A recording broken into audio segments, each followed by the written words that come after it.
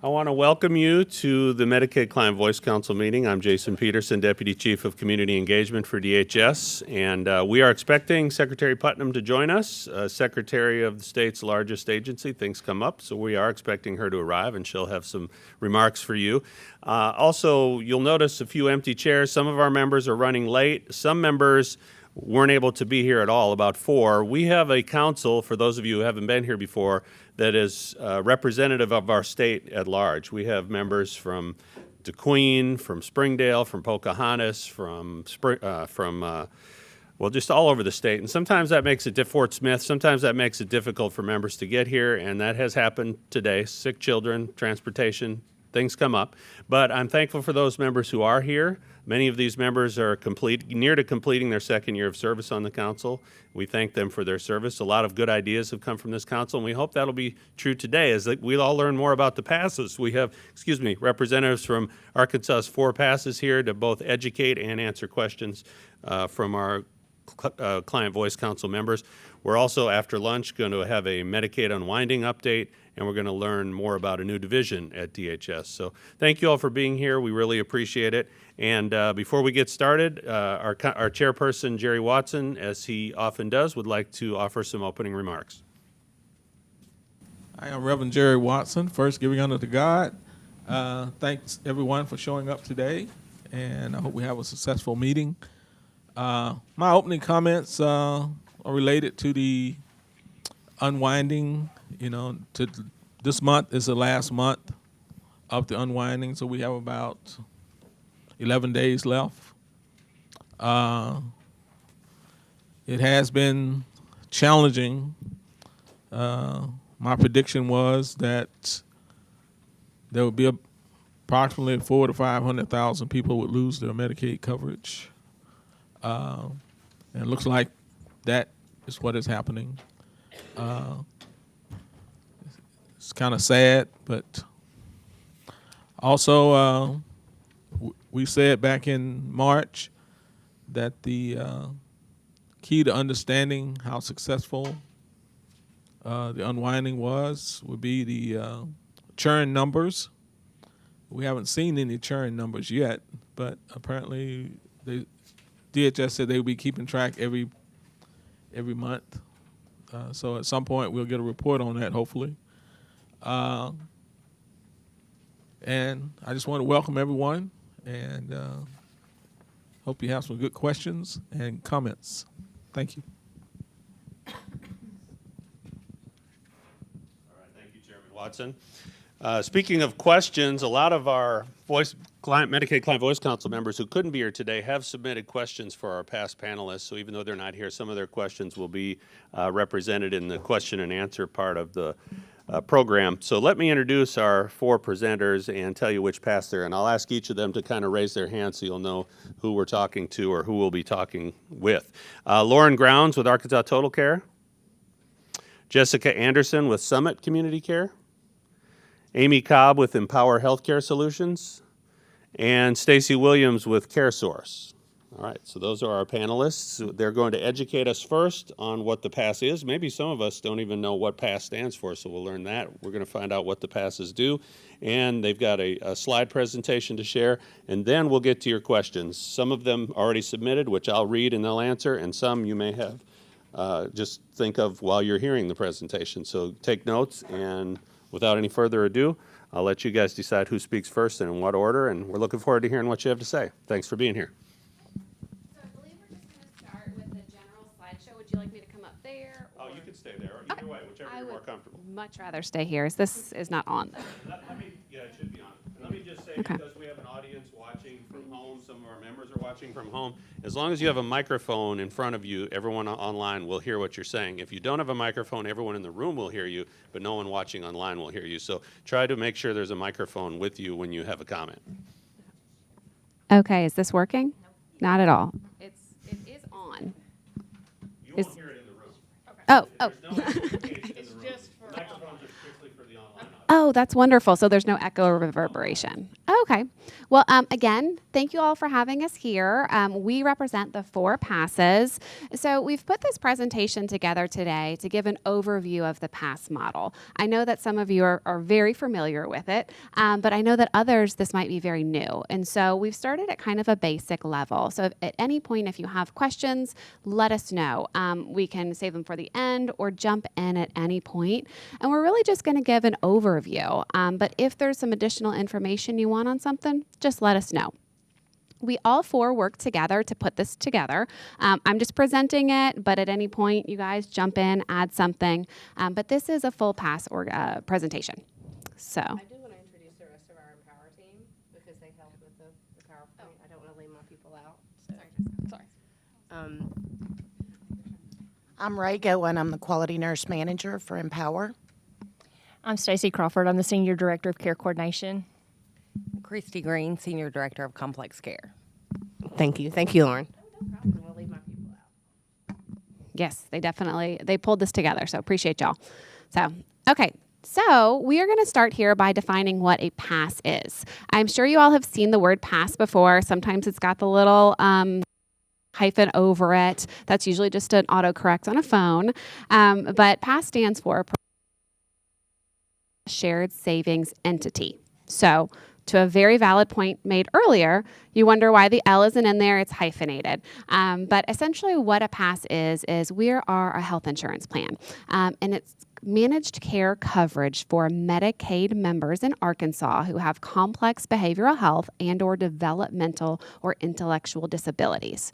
So we're serving a group of Medicaid members who have some pretty high needs. And so we've got some very specific approaches that we take and some additional benefits that you wouldn't necessarily see on a standard health plan. So we're going to talk about those a little bit more today and get into what the pass model is as a whole. So, okay, sure. Thank you. Okay, so in the provider-led piece of the pass name, what does that mean? Essentially what it means is that in order to be certified as a pass, the pass must be owned by at least 51% of enrolled Arkansas Medicaid providers. This is very different than a standard managed care organization or health plan. I actually remember the first time I heard about the pass model, I was in New Orleans at a conference. I was still living in Virginia, working as a private provider then, and I was like, what is this? And I think it was somebody from Anthem who presented on it. And I thought it was very interesting. The point of that is that we want providers input into how we manage things. We want to make sure that what we are doing, what we're bringing to the state, what we're bringing to our members works with what the providers need to support our members as well. So that's what makes the pass very different from some of the other managed care organizations you might see. Thank you, Jessica. And like we said before, there are currently 4 passes in Arkansas. Okay. So let's talk a little bit about the goals of the passes. I'm not going to read through all of this word for word, but we have some goals that we all have in common. The first one is that we want to improve the health of Arkansans. That's our main goal. That's what we're all here to do. And that's our unified goal. It's the same with DHS. It's the same with the providers. It's everyone's unified goal. Another goal is that we want to link providers.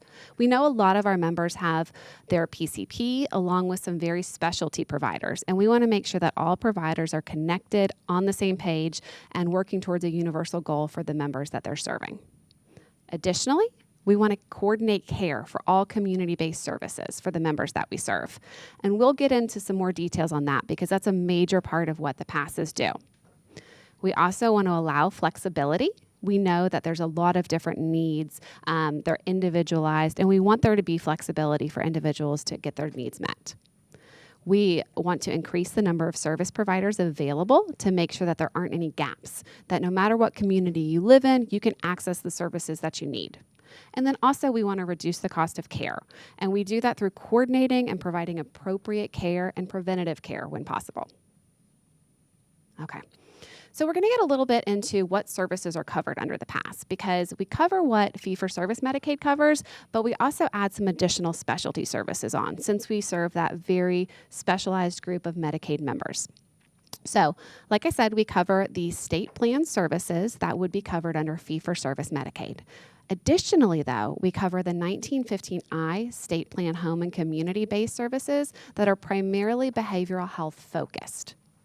We also cover the 1915C waiver home and community-based services, which are more focused on our members with developmental and or intellectual disabilities. Another major goal of the PASS has been, and with DHS involved, has been to kind of break down the silos between those behavioral health services and the CES waiver services, and to be able to meet members' needs holistically. Thank you. Okay, so this is just a slide that covers all of the state plan services. The PASSes cover these just as fee-for-service Medicaid covers.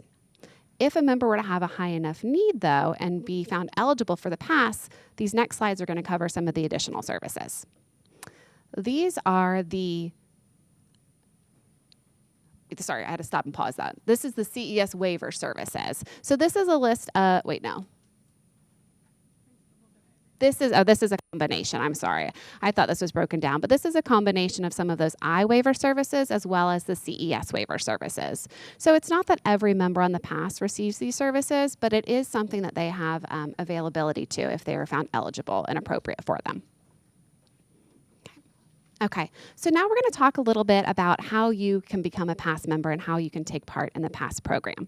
First of all, you have to be eligible for Arkansas Medicaid. That is the number one step we always tell people. Get with your local office and see if you qualify for Arkansas Medicaid. The next step is that you're going to need to receive an independent assessment. That independent assessment is going to determine if you are a Tier 1 level of need, a Tier 2, or higher. If you are deemed to have a Tier 2 or higher level of need, you will be found eligible for the PASS, and you will be placed in PASS assignment. Okay? So this next slide talks about what happens after that. So you're found eligible. You are tiered as a 2 or tiered as a 3. You'll go through an auto assignment and be assigned to one of the 4 PASSes that we have here. Within the first 90 days of being assigned to that PASS, you do have the ability to change PASSes without any cause or reason. You just reach out and say, I want to be on a different PASS. Some of the reasons we see this happen is that maybe you have a family member that's on another PASS and you would like to have the entire family on one PASS. We see that pretty commonly. Okay. If you do not change within the first 90 days, you do have the opportunity to change for cause reasons throughout it or during open enrollment, which happens every year in October. So if you have any concerns or complaints as a PASS member, there are steps that you can take to get those resolved. Each of the PASSes individually has an internal process for handling grievances, concerns, complaints, anything like that. But you can also connect with the PASS ombudsman or one of the DHS offices, and they're really good about routing those to the appropriate people so that we can make sure it's resolved. Okay? Okay. So getting back to this care coordination and the coordination of care, this is a huge part of the PASS model. One of the things that makes it very different than a normal managed care organization is that we are actually required to have care coordinators assigned to each and every one of our members. Those care coordinators typically have a caseload of about 50 members. And I know that we've got some representation here that can probably speak to it better than I can. But it's a very critical role. And our care coordinators are really the face of each PASS. They are the connection that our members have to us. And they work directly with them, the providers that serve our members, and any of their natural supports that are part of their person-centered team. So we have access to the care coordinators 24/7. They will work with our members to develop a person-centered plan that will guide all of the members' services and treatment. Okay. There are certain qualifications for becoming a care coordinator. You have to be a healthcare professional or have a bachelor's degree in social science or health-related field, or have at least 1 year of experience working with developmentally or intellectually disabled members or behavioral health members. And this is just to make sure that our care coordinators have the level of experience needed to best support our members. Care coordinator training. So this is a big one. Anytime that a care coordinator joins a PASS, there is a very intensive level of training that they go through. I know it varies by PASS, but I think there are some topics that we all cover, and we can all agree that onboarding and annual and ongoing training is a major focus. We want to make sure that our care coordinators understand how we meet the needs of our members through the PCSP process, through being culturally competent, and anything that they can do to best support them. Okay. Another big piece that we wanted to touch on today that I don't think gets enough attention sometimes within the PASS model is the Consumer Advisory Council. Each PASS is required to have a Consumer Advisory Council that meets at minimum a quarterly basis. If you are a PASS member or the guardian of a PASS member, you can absolutely be a part of your PASS's Consumer Advisory Council. We encourage it. We are always doing outreach to have new members join. If that is something that interests you, speak to any of us here, speak to your care coordinator, and we can absolutely make sure that you get connected and get included in those meetings. Okay. And then to finish things up, we have just given contact information for all of the PASSes that are here. Additionally, you can come up and we can chat with you, give cards, anything like that. If there's any follow-up questions, any specific individualized questions that you don't want to bring up to the group.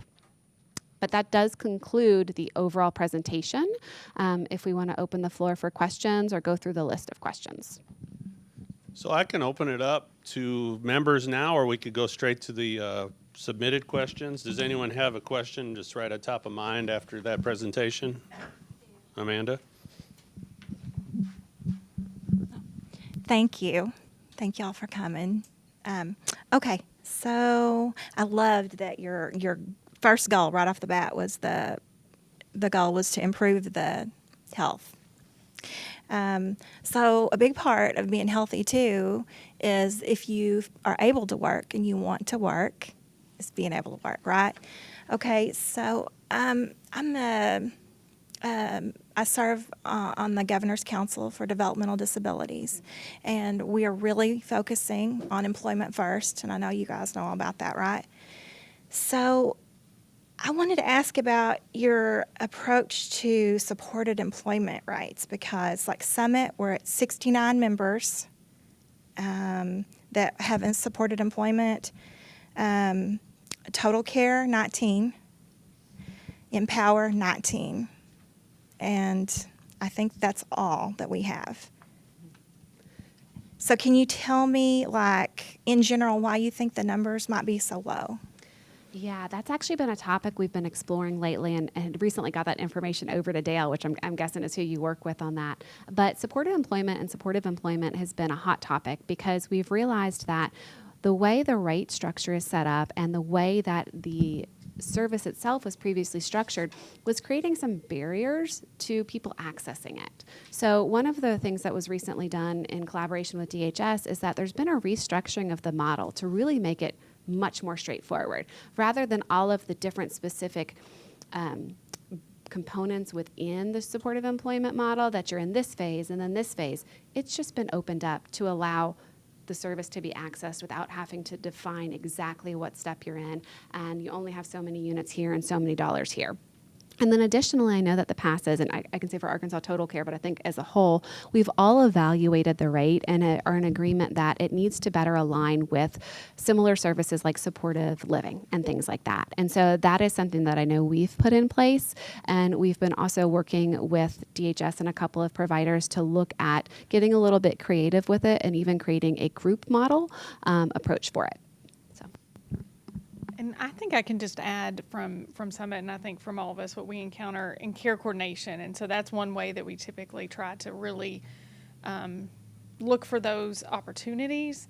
What we hear a lot is, yes, barriers for providers to provide it, but also just shortages, which that could be the answer to pretty much every question today. Just we've come out of this this pandemic and staffing shortages and things like that, and we're really getting back on our feet. But what we're seeing, and I think DHS is working with everyone on this as well, is just sometimes providers aren't offering it. Now, it could be rates, it could be availability, it could be schedules, and so we're trying to work through all those barriers. We have someone in care coordination at Summit, and I'm sure everyone else does too, that is really like a champion for that service. And so anytime she hears someone just in passing mention it in care coordination, she's like, talk to me about your member getting supportive employment, so that we can really streamline and find those providers who are doing it, and then through partnerships do all we can to like really encourage them to open that up. If they try to get the staff, whatever barriers they have, we're trying to work with them on getting those freed up so that those services can be offered, because a lot of times everything lines up except for a staff availability. And so we can all work together, I think, to play a part in that solution. I'm dealing with that on a personal level. It's the staff with my own son for supported employment.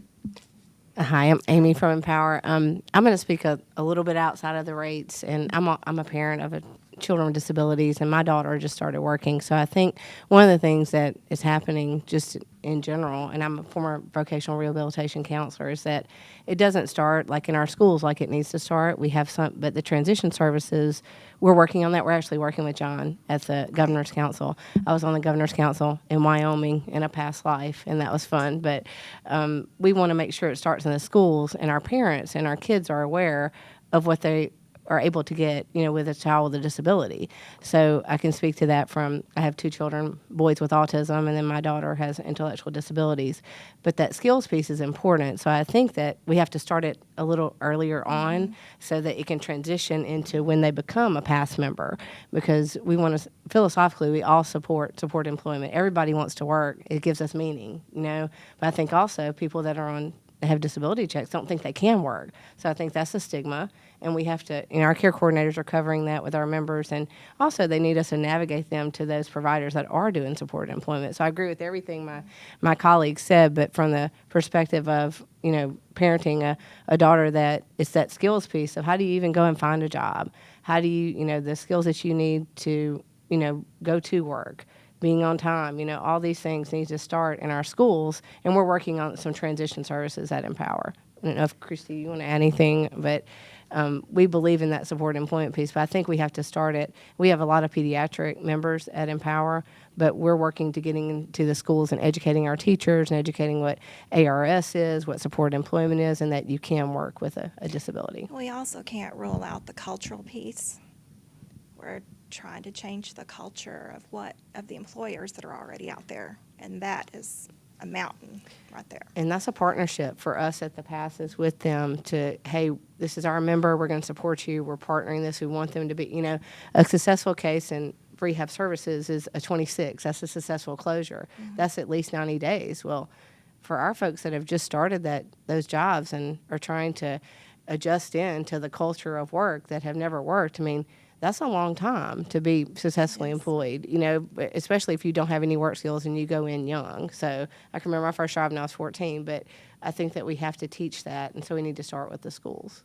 One more thing, if you're using ARPA funds are coming to an end to retain care coordinators. What's going to happen when that ends? The ARPA funds were actually provider focused, not care coordination focused. So I don't want to speak for providers on what their plan is, but we have heard some talk from them in discussions around how they plan to manage when those funds end. But the ARPA funds were not coming to the PASSes for care coordinators. We were helping manage it and send those dollars out, and I think that's where some of the confusion has come from. Frank's got a question. Before I walk across the room, let me read one of our pre-submitted questions. If a Medicaid beneficiary who is not currently with a PASS wants to be, can they request it? And if so, how? Absolutely. And I think that would reference back to, I can't remember what slide number it was, but we talked about how if you have a behavioral health or an IDD provider, you would go through them, and the behavioral health provider could refer you for an Optum independent assessment. And actually, I think if you're IDD, you don't even need a referral. You can just reach out to Optum and schedule that, and then you'll go through that independent assessment. And if you tier as a 2 or higher, you will be placed in the PASS. Go ahead, Frank. Anyway, this isn't really a question directed at the PASS, but it's more of a comment in general, because I myself have a full-time day job and on the waiver, and so I want to mention something called the Workers with Disabilities Medicaid program, and I just kind of want to comment about that, and that needs to be something that's advertised more than it is, because under the normal rules on the waiver, I don't know about the 1915I, but I know the 1915C CES waiver that normally you can't earn more than 3 times the SSI rate, or else you'll get ineligible financial wise. And The SSI rate is $914, so that multiplied by 3 is $2,742. So multiply that by 12, you get $32,904. So you can't really make much more than maybe doing a full-time minimum wage job, or else you'll lose your waiver. But if you're on the Arkansas Workers with Disabilities Medicaid program, you can earn as much as you can earn as much as you want, and still you can still receive your waiver. And so I would like more advertisement of that, so that it's not like the secret Starbucks item or whatever. I just want to say that I think that's a wonderful call out, and I think that a couple of people in their comments remarked on that there's a lot of confusion around what can you earn when you have Social Security and when you're on disability. And so that's something that we can make sure as a pass our care coordinators are communicating, that providers are understanding, and I agree, let's put it on a billboard or something. So. All right, another one of our pre-submitted questions. For folks on the CES waiver waiting list who are not on PASS, is it true that they must get on a PASS before they can come off the waiver waiting list? Oh. Sounded like I had Melissa's name on it. Ms. Anderson. So this is a little bit confusing, so bear with me. So you can come to our office and apply to be on the CES waiver, and we make sure that you meet the criteria, right? So we make sure that you have autism, intellectual disability, epilepsy, Down syndrome, cerebral palsy, or something similar. Those are our diagnoses. And then we make sure that you have some functional deficits that requires that you meet the criteria. You can come two ways. You can come right off the streets and never receive a dime from Medicaid. Never be on the Medicaid program because you're you have other insurance, or you're taking care of a family, or you have too much money, and we can put you on the wait list. You can come to us and be on Medicaid and get put on the wait list. If you're on Medicaid and you meet the requirements, we put you in a PASS. All right? Because you're already getting Medicaid services, and so we give you a care coordinator to coordinate those services. Now, there is no special treatment with our waiver, so it is in order of approval. So you might have on the wait list 1 through 9 is on the wait list in a PASS, 10 is outside the PASS because they don't qualify currently for Medicaid. We don't give any treatment. We start with 1, we go down to 10. So yes, you have to be put into the PASS to get the CES waiver services because it's a PASS-only service, but it's not hindering you in any way to be on the wait list if you're not on Medicaid. Does that make any sense, Paula? Makes sense to me, but I have background. Oh, no, you have context. I'm not the one. I don't know who asked that. I hope I explained that. Oh, good. Good. Did that make sense to you? That's all that matters. Not completely, and it's Okay. really, I truly am asking for a friend because I already have a pass and already have waiver. But a lot of my friends' children are children with developmental disabilities who are currently on TEFRA, and they've kind of been approved for waiver, but they're in that holding pattern. And maybe some of them even haven't started the waiver application process. But what they're hearing is, oh, you need to get into a pass so that you can get waiver.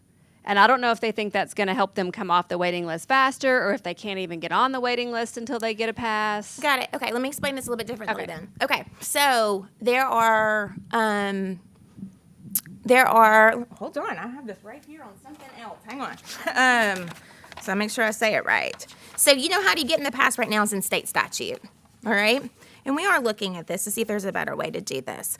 But right now, you get put in a pass if you are on the Community and Employment Supports waiver, if you're on the Community and Supports waiver wait list and already received Medicaid, you are in a private intermediate care facility for IDD, or you have a behavioral health diagnosis and you need that higher level of service. So really, the way we've set it up on my side of the house right now is the trigger to get into a pass is proactively signing up to be on the CES waiver. And then that's probably where some of the confusion lies. And I do find families who have children on TEFRA who've not taken that next step to sign up for the waiver. And since that's like the launch button, we're missing people, right? So we are, Allison, we're looking at that, if we could do that better. Yeah, and I think talking about things that need to be called out and community members educated. I think once people get on TEFRA, especially if they went for a while without it and they were paying for therapy or declining therapy because they couldn't pay for it. Now, oh, great, I've got TEFRA, everything's paid for, I'm good to go. And then you hear about the waiver and you're like, why would I need that? I have everything I need with TEFRA. And they're not thinking, Right. 10 years ahead or, and so lots of folks, teenagers, late teenagers that are saying, oh, I probably should apply for a waiver. And I'm just like, just go and do it. So I think that message and I'm glad you shared that because I can help reinforce that with my little community. But yeah. And like I said, we are actively looking at that. I do think it causes confusion. We are in some instance catching kids too late, especially young men with autism, where moms don't feel like they need to sign up, and then it gets a little bit too much for people to handle when they hit puberty. And so we've had a lot of conversation, and Secretary Putnam as well, is really focusing on more prevention services. And if we're going to really focus on prevention, then we need to catch kids faster and put them in the right program. All right, Michelle has a comment. I'm going to go over there to her, but our next submitted comment kind of piggybacks on something Melissa said. She said when you get put in a pass, you get assigned a care coordinator. And one of our members asked, is there an opportunity to expand the core training for care coordinators? This member said there's a wide spectrum of what a care coordinator knows or doesn't know, and that even a current care coordinator who seems very knowledgeable is still learning things that could have helped them long ago. So what is a response from the passes to that question? There absolutely is, and we would love to hear specifics around that. Like I said in the PowerPoint presentation, care coordinator training is a main focus that all of us have, and it's really a full-time job to make sure that we've got a solid, accurate, up-to-date onboarding, but that we're doing regular trainings as refreshers and introducing new topics to all of our care coordinators. It is truly critical. I would love to say that there'd become a point where everybody and every care coordinator just got it, but the way things change, that's never going to be. They're always going to be learning new things, but we do want to make sure that everybody is at a certain base level at least, so that they can meet your needs and the members' needs, and that everyone is aware of the services, the resources available, how to help navigate through those systems. Those are some of the basic level things that every one of our care coordinators should be able to do. I oversee our care coordination department, so I can speak pretty openly about it. It can be a difficult thing to do at times. We're working with teams of hundreds of care coordinators. So when we're training, we're trying to make sure there's consistency, and we're testing for competency and things like that. And we are really working on that. But if you all have specific feedback, if there's issues you're running into, or if there's a topic like Frank's suggestion that we want to make sure we're training our care coordinators on, that is really helpful for us to know. Yeah, I would agree. And I would just say, agree with the changing. Like, there's things change so frequently that one thing I think we all have in place is supervision levels. And so what we train on is, you may not know everything this second you leave new hire training, but what you have is a team around that care coordinator of supervisors, managers, directors, myself. We frequently will call the state and brainstorm if there's some sort of challenge that we haven't encountered before. So it really is, it's just ongoing. It's like a living training that's constantly changing, but they do have support. They're not on an island. They may feel like it sometimes because the complexity of our population, it's difficult to be a specialist in every single thing. And our members are so unique that, like Lauren said, we really want to give them a baseline, but then we want to give them layers of support. If they don't know the answer on the spot, that they can get that support when they need it.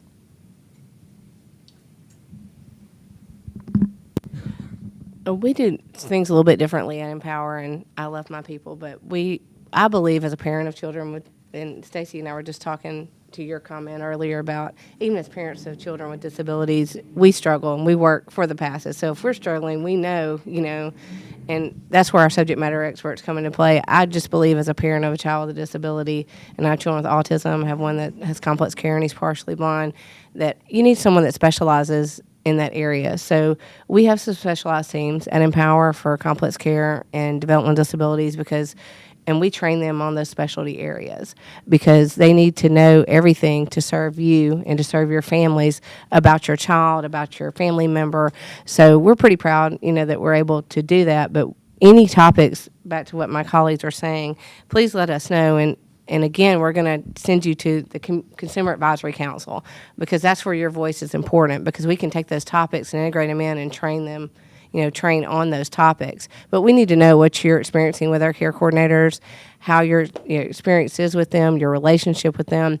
But we do have some specialized models at Empower that are clinically driven with developmental disabilities. We have a team for our post-adoption children. As an adoptive parent, I know that they face different issues, behavioral issues, adjustment issues, depression, different issues in school. So we just believe in Empower that we need to be specialized to our members, and it's not a cookie-cutter model, that we want to make sure that care coordinators are serving the pediatrics and they know pediatric behavioral health. They know DD and IDD. So that's important to us. I don't know if Stacy and Christy want to add anything, but I just wanted to add that about our Empower model. And I'd like to add too, quarterly we send out consumer questionnaires too to get feedback. So we can't get better without that feedback. So we do highly welcome that. Also too, if there's ever an issue that arises or the care coordinator can't answer a question or you're just dissatisfied, please contact any of us at any given time because you can at any time request to be placed with another care coordinator as well too. So I was going to piggyback off of the training. I work for the Center for Exceptional Families, and I wanted to commend some of the PASSes and the care coordinators for reaching out to us because we help parents of kids with disabilities with IEPs and 504s and connect them to services and help them navigate the world with a child that has a diagnosis. So I would encourage, if possible, more care coordinators. We do virtual trainings, we do in-person trainings, and getting those care coordinators in to IEP meetings. I recently invited my care coordinator to an IEP meeting, and she was really great. I mean, she was able to share a lot of good information, and I always send her all my IEP stuff. And so the IEP team, we were looking for some paperwork, and she was like, oh, I have it right here on the computer, and was able to actually send it to them. And so she's been really great. We were looking for behavioral health services for the school to help my child, and she was integral to finding a company that could get us in quickly to get those services because most of the waiting lists were so long. And so I just think it's when you have a care coordinator that, like I said, she's really good. I don't know what training she's went through, but she's just very well versed. And I think just, that ongoing training and, matching up with different organizations that can help them further their knowledge. But we do get a lot of more people that are reaching out to us and saying, we have a member that they need help with an IEP.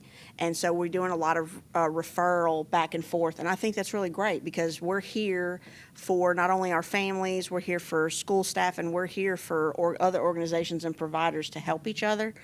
So I just wanted to also add that. I think where we're, like I said, we talked about before, we're missing the transition.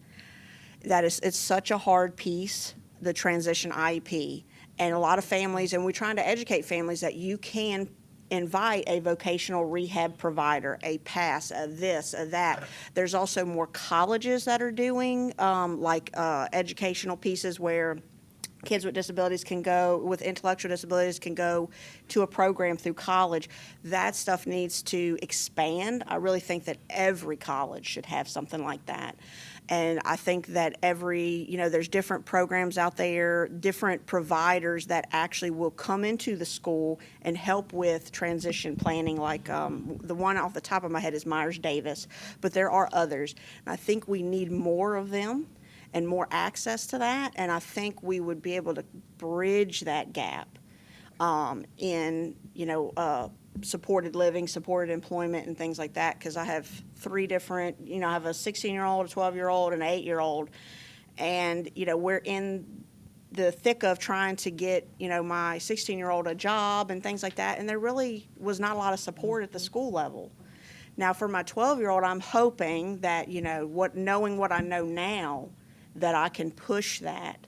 But it's a big gap, and we know it too with the Center for Exceptional Families, and so that's why we're working on that as well. But I think it's great. I think things are going to get better. I think there's a lot of good resources out there. So I just wanted to say thank you to the PASSs that are reaching out to us and making those connections with us, because there are a lot of families that we get at age 16 that they do not know what a waiver is. They don't know what a PASS is. And you just feel horrible that somewhere along in that child's 16 years of life, they were never told, and they're looking at maybe sitting on that waiver wait list for 10 years. And so there's a gap somewhere. And so we're trying to fill it as much as we can. We're trying to also educate families about early intervention services, because that's where the kids need to be signed up. Like from the time you get that diagnosis in your hand, you need to be signed up, and we're not sure what's not happening or where the confusion is, but I hope we find that, because by 16 you should be off the waiver wait list. You shouldn't be just getting on it. My next question was, one of our care coordinators said something about a tier 4, something about dual diagnosis. I wanted to know, is that something new that's coming? Because I have a child, of course, that would maybe fall in that, and a lot of do. So we started the PASS program, and we noticed that we had people that obviously you can come in through 2 different doors. You can come in through the behavioral health door if you've been identified with a diagnosis and a functional need, or then you can come in through the DD door. And so one of the things that we saw when we first started PASS, Melissa and I talked about this a lot, was we have people that, while they may come in through one of those 2 doors, they have problems in both areas. And those problems are a little more challenging, and we wanted to make sure that they got identified one. We talked about them getting services from all of the different areas and needing those services. And so we created a committee, and it was called the Dual Diagnosis Committee.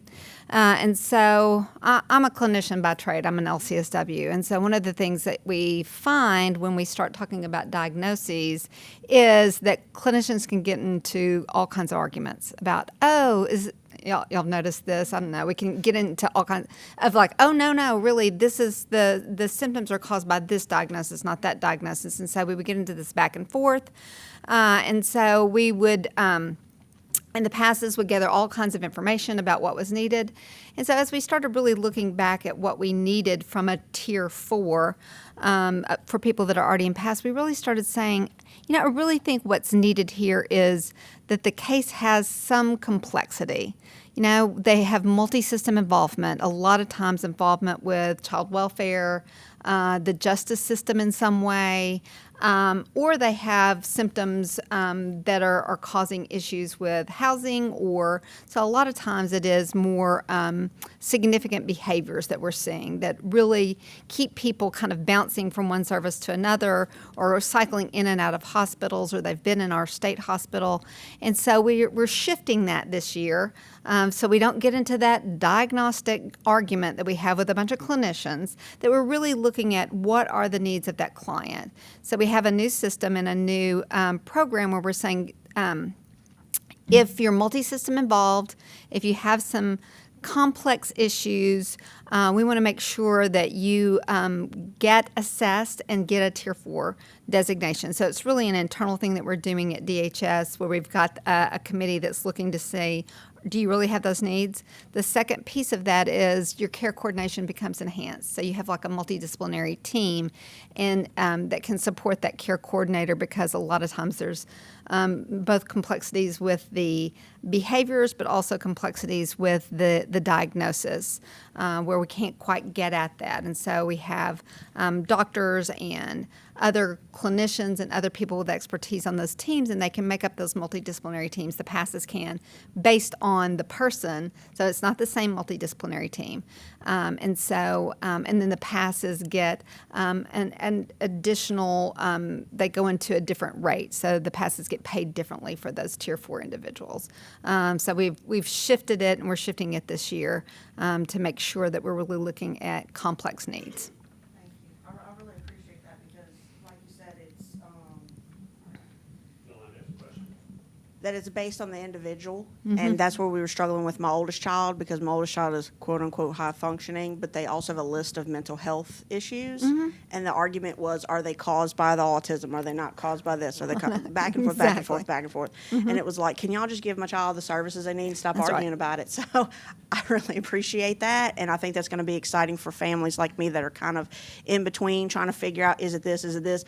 It doesn't matter. Just get them the services, and we'll figure that out, later. Yeah. But as long as they're getting the services, that's at the end is what matters, and whatever's keeping them from functioning is that they get the services to support that. So I'm really excited about that. Thank y'all. Good, because we haven't been exactly popular with saying, don't worry about the diagnosis. Worry about the part, right? So not with clinical types. Not in my world. And I'll just add to that, we just met on this Friday, so we're really, just a shout out to the state. We're partnering, all of us together, trying to figure that out for families like you, like us, that, because I've heard that even as I'm also a clinician, but you try to, and I have kids that are adopted, so I try to figure out, is it the trauma, is it the autism? It's any given day, and you just want the services, but we're all working together. We just met with that on Friday, and we will all have an enhanced services package and enhanced care coordination.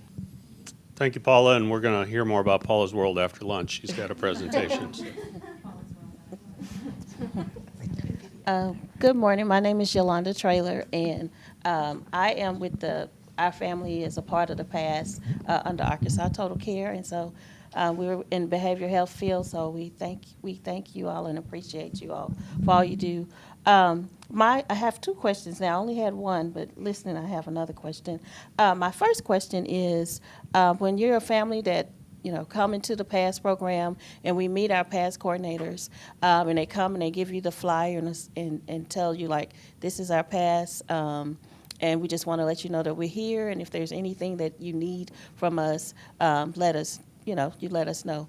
Part of the problem with us is that we're new, a family may be new to this whole ordeal, and we don't know what we need. And so you'll say, our coordinator's like, whatever you need, can you think of anything?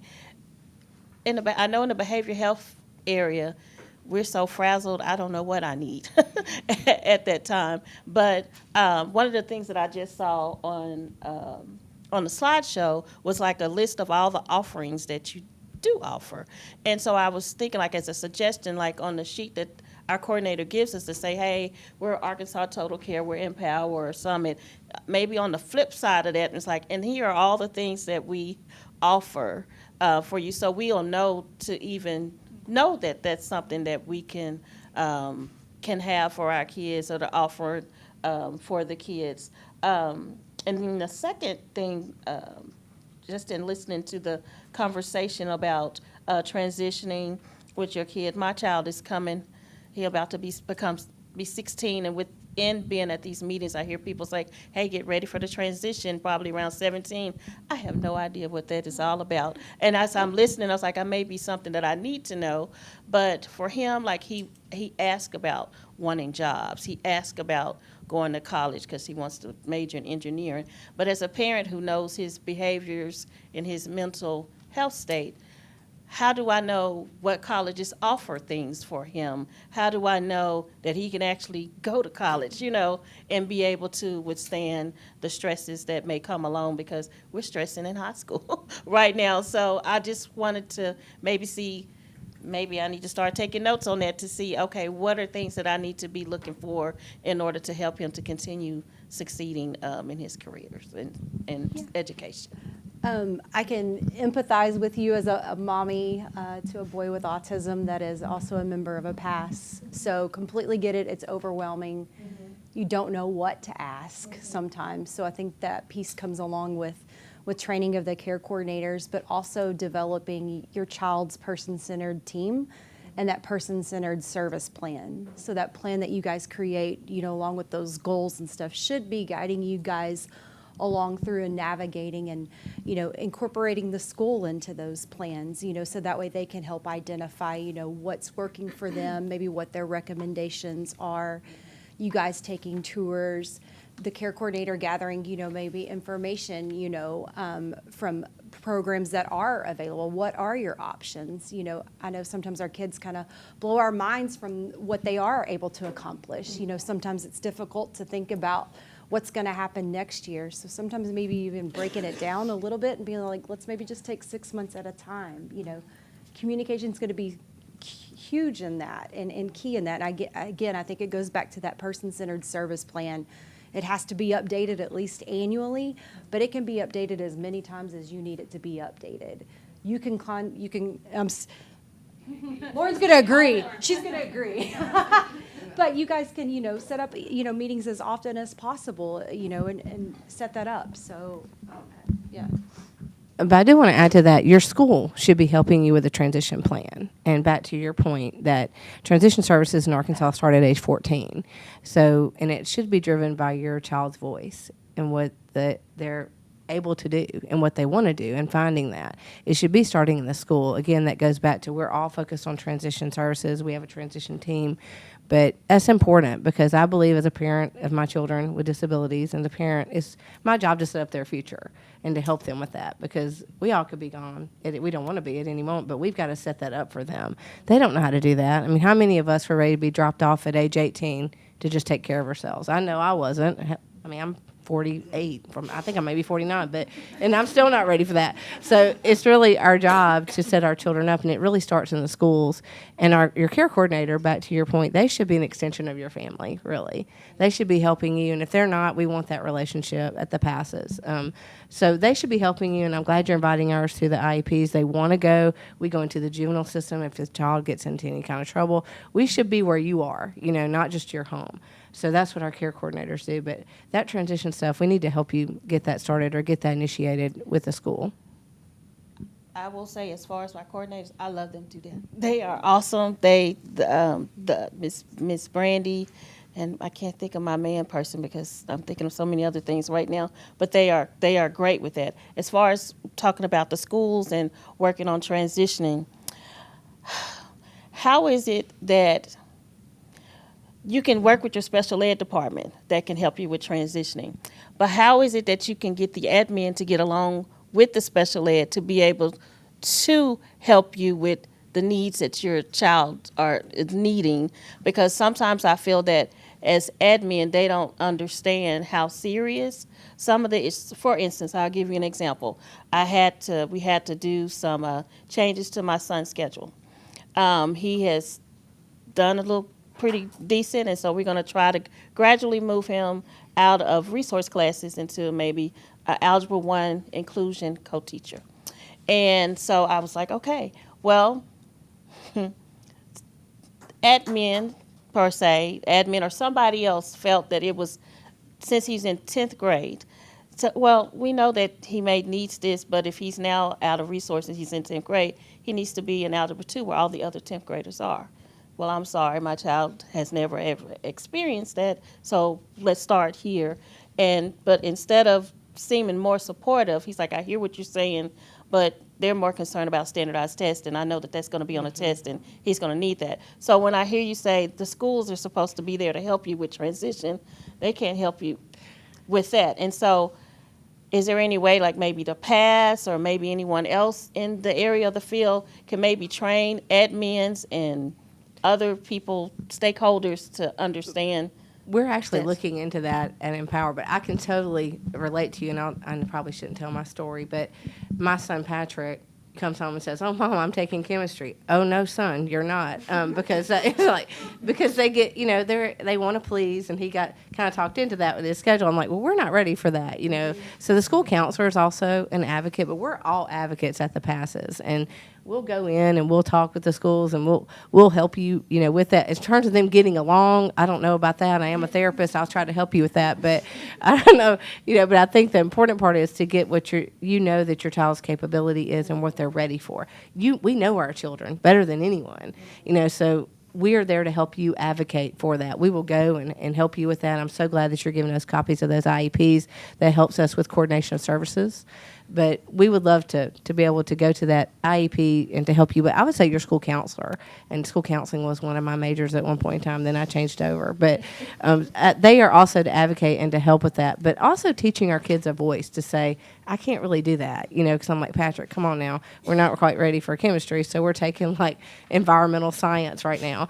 But I think that, but we want them to think they can do anything. They have to have that mentality to survive life and to function, to navigate life. But it's our job to kind of pace them like you were talking about. So I don't want to speak for the other pastors, but I know we're all advocates, and your care coordinator is your main advocate to go in and help with that. And I would say linkages to resources like Disability Rights Arkansas, looking at, Bowen School of Law School mediation, looking at what, your child's rights are at the school and making those linkages, I think to, this young lady down here that was sharing, about, exceptional families, making those linkages and letting you know what your rights are. So that's what we do. We may not have those answers, but our job is to link you with somebody who does know those answers. And I agree with everything they've said there. I just wanted to add that this is a perfect example of your feedback makes such a difference. We're actually in the process of updating what we call our orange book. It's the smaller little member handout. And I can add those service lists on there, and it can be a training topic that coming to somebody who's overwhelmed and saying, what do you need? I mean, we hear this all the time, give them options. These are the 3 things I can do for you. Which do you want me to do? Because the last thing you need when you're overwhelmed is to make another decision based off of information you don't know, because if you don't know, you don't know. So really appreciate that.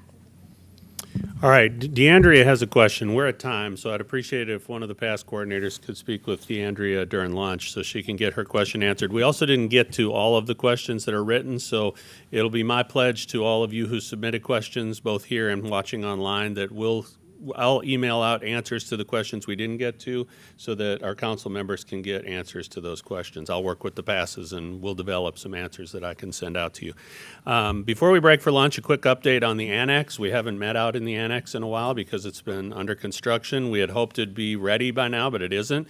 And if we would have looked out when the meeting started, we would have saw Secretary Putnam out there knocking on the door to the annex, because I had neglected to tell her that we were still meeting up here on the 3rd floor, so my bad on that. But she is here, and she has absorbed the conversation. She would like to say hello and offer a few comments before lunch. So with that, why don't I welcome up Secretary Putnam.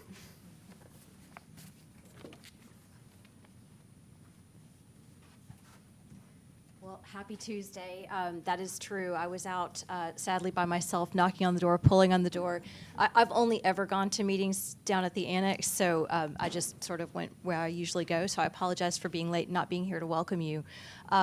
Just want to say that, the theme, and Melissa touched on it, but the theme of prevention, early identification, early communication is very much, I preach it all the time. I try to practice it. I'm not always good at it, but the more that you can give us feedback that helps us communicate sooner, identify sooner, intervene sooner, anything that we can do to be on the front end of the challenges that we're talking about, or identifying.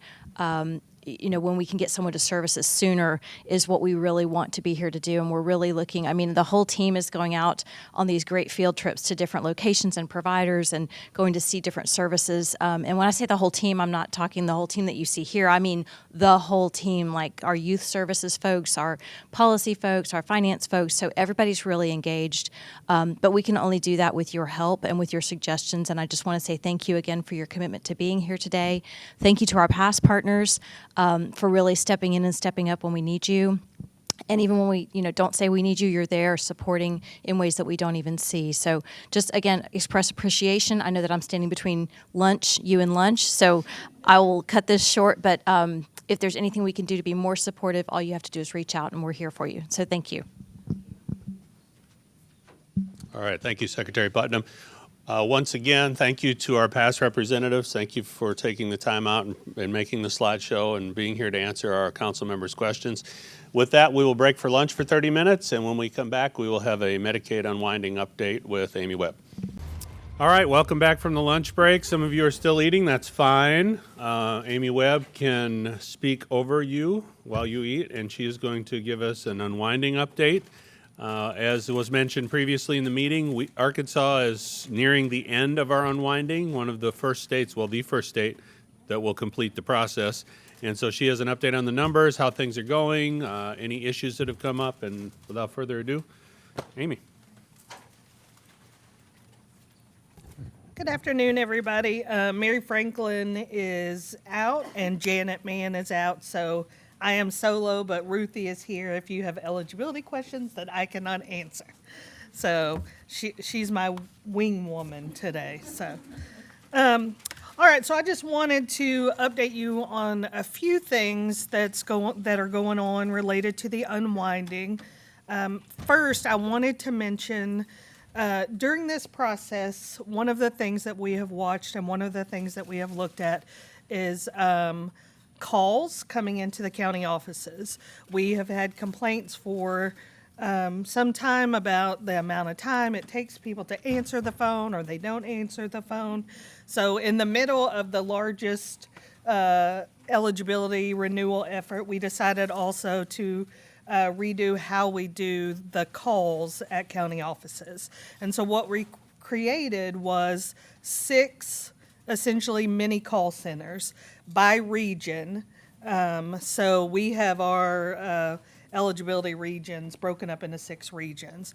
And so what we did was over the last few months, we have launched a new approach where we've got, say, in one region, there's 10 counties.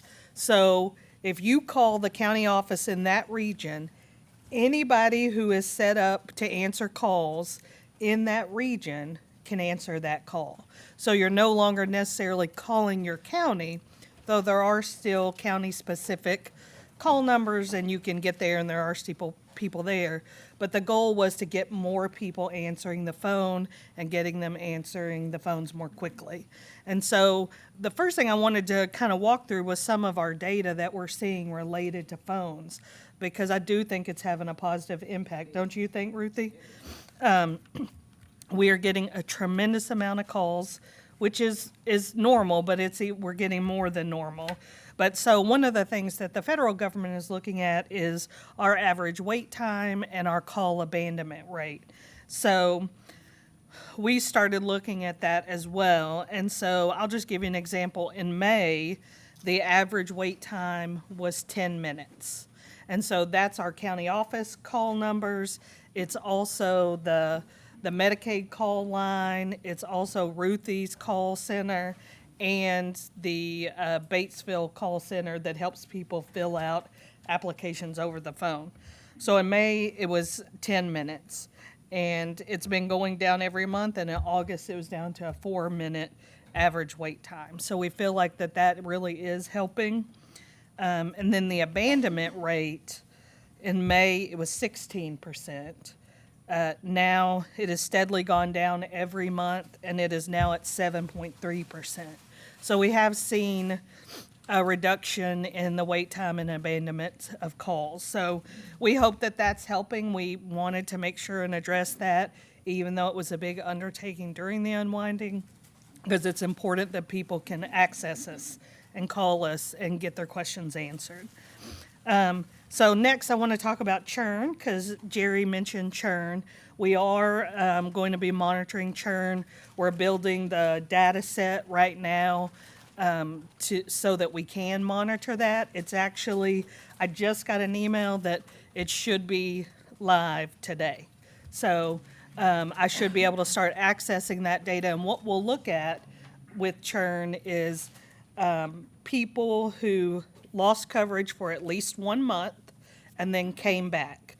And we'll be able to look at that based on whether their cases were extended due to the public health emergency, or if it was just normal. They just had a normal case. It had nothing to do with the PHE. And so we'll be able to look and see what does churn look like for the different populations. So when we come back next time, we'll try to get you guys some churn data so you can see what that looks like. But so that is something that we'll be looking at and focusing on. And then I don't know how much you all pay attention to national news around the unwinding, but I wanted to mention there has been a big issue probably the last 3 or 4 weeks. I've spent a lot of time on it related to how states handle ex parte renewals. So those are kind of what we call the passive renewals, where we have enough data where we can look at what you already gave us and look at the data that we ping and go, yep, you're renewed, you're good. So about 3 weeks ago, the federal government came out and said, hey, states, we think some of you guys are doing ex parte renewals incorrectly. You're doing it at a household level rather than an individual level. So all the states began doing user case testing to go through different scenarios to make sure that we were doing it the way that we're supposed to be doing it. And I'm happy to report that we are. There are a lot of states that are not. And so they are in the process right now of pausing their unwindings. Some states are reinstating the people that they had closed their cases. So it's still very much an active situation for a lot of states, and we understand that the federal government will be putting out some data this week related to that, so watch it. But we have done 3 assessments on how we do it, and used templates from the federal government, so we feel like we're on a good path. So that was a big hurdle that we were happy to overcome. And then also wanted to mention we're continuing. We went from weekly calls with providers to now every 2 weeks because, believe it or not, providers are not having a lot of issues. And I'm going to knock on all the wood I can knock on in this last month. But so we moved to every other week. We have had cases come in where people have issues. We have those all the time because Medicaid is super complicated and a million different scenarios are happening. So, but when we do have those situations, we do 2 things. One, we try to get people their cases assessed, reinstated if they need to be reinstated, but also we're watching for trending issues to see if there are potentially system issues. Over the last 6 months, we have seen some things and we have worked to correct those things, and we'll continue to do that. We've also seen human error, and given that we're renewing hundreds of thousands of cases in 6 months, we're going to see that. So it's also been good because Mary is kind of watching to see what things they need to train on or retrain on. So it's actually been a good learning process, and I know that they've been doing the same thing with the call center. So Mary had somebody call her, and the woman said, you know, I've called so many times. Well, Mary was actually able to go in and look based on the phone number using the new software we have, see how many times she called, who she called, and then figure out what the issue is, and then talk to all of those people who had touched her case and say, this is how it should have been resolved. So it's actually been really helpful in that regard. And then, so I think those are all the big things. I'll just give you kind of a brief rundown of some numbers. These are numbers that I've tracked by month based on the data that we submit to CMS. So from April through August, there were 587,375 cases actually due for renewal during those months. And we have approved 252,000. And actually, I was excited to see this number. Of that 252,000, 178,000, a little over, were actually ex parte. So that's good. And then we had procedural terminations of 202,000. So a lot of people ask us about procedural terminations. And so those are the ones where people don't return their renewal form or they don't return information that we've requested. And if you've seen me present on unwinding, then I may have already said this to y'all, but we're not super surprised by that number, in part because there's been a lot of changes since the public health emergency began, particularly as it relates to the unemployment rate. And I didn't look, Christy, to see, or no, that was Janet that was doing it, because it just came out today. But it has decreased significantly. We also had 2 minimum wage increases during that time. So we did expect to see a lot of people not come back. And we've talked internally, would those people turn in their form or would they not turn in their form? And what we think we're seeing is they're not turning in their form. But that's why it's important for us to watch the churn, see what happens with that, and we'll continue to do that. And we did, one of the other things that we've looked at and monitored this whole time is the number of cases that were extended. So they, at some point, would have been closed, but for the public health emergency. And because Arkansas continued to work our cases through the public health emergency, we have actually reinstated, just somewhere during the process, not necessarily during this renewal cycle, like well over 200,000 of those cases.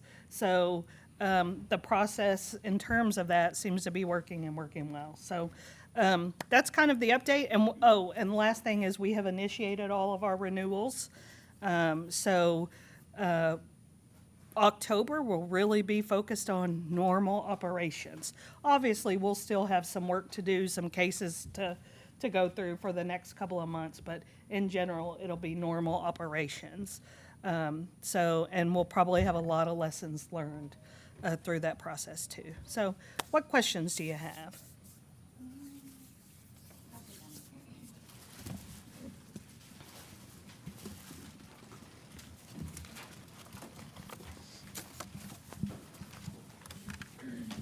And I think you may have already answered of it for the majority of it. But it's part of a group that I'm in, and there's a bunch of moms that have said, hey, I have been trying to call, like you said, call and no one's answering. And then they end up losing their benefits. Do they have like a, how do you say it? Like if you say your child will lose their benefits on the 12th, is there like an extension if they've been trying to call or something? Because the problem is becoming, and I'm just observing it. I don't want to be like, hey, I work for the Voice Council now, don't call me because I have my own struggles. But is there, because they're saying, just call your senator, just call the governor's office. They're just like bypass you altogether now. And so I'm like, is there something that you can say to them that can be like, okay, here's a number that you can call for sure, or I know that you may have these concerns, but even though it says this, you still have another 2 weeks before something actually go in, and just keep calling because the mamas are mad. So, and I understand that. I'm a mama. I'd be mad too if I couldn't get somebody. So let me first say, if you have any issues, feel free to send them to me, and I will get them escalated and get someone to review that case. So the way that the renewals work typically is depending on kind of the type of case, but we send regular renewals, so our kids or our home, that sort of thing, we send those 90 days in advance. And so you'll get a first letter that says, hey, turn it in. And then we'll send you another letter that says, no, really, you have to turn it in now. So, and then for all other cases, so long-term services and support cases, which would include CES waiver and all those, we send those 120 days in advance. In general, if they can't get us, I am fine with you sending them to me, and I will make sure they get to the right place. Our Medicaid number, where they should be able to get, and we don't have huge wait times, is, tell me if I say this right, 1-855-372-1084. That's our Medicaid number. And AFMC actually answers that and triages those cases for us. If it's a complex situation, then, again, feel free to send them our way. The other thing to keep in mind is, depending on their category of assistance, say if people don't turn in their renewal on time and it closes, they have potentially, 90 days or 30 days, depending on the category they're in, to come back where they don't have to reapply. They just come back in and give us the information and we can turn their case back on. Amy, you mentioned sending people your way. Would you share your contact information for the group, for those who want it? My email address is amy.webb, W-E-B-B, at dhs.arkansas.gov. And I get cases every day that I triage and work through, so it's not an issue at all. All right, Michelle has a question, and then Allison. I first wanted to say thank you to our council. Not only have I think we've done, they've had some really great ideas and have made some, good changes and things, but they also have helped support me with trying to renew my kids' Medicaid during the unwinding. I would say that it took almost 10 people between council members that have helped me and DHS, and even though that's a lot, but it's still, as Allison said, as someone told me, I'm sorry, a success.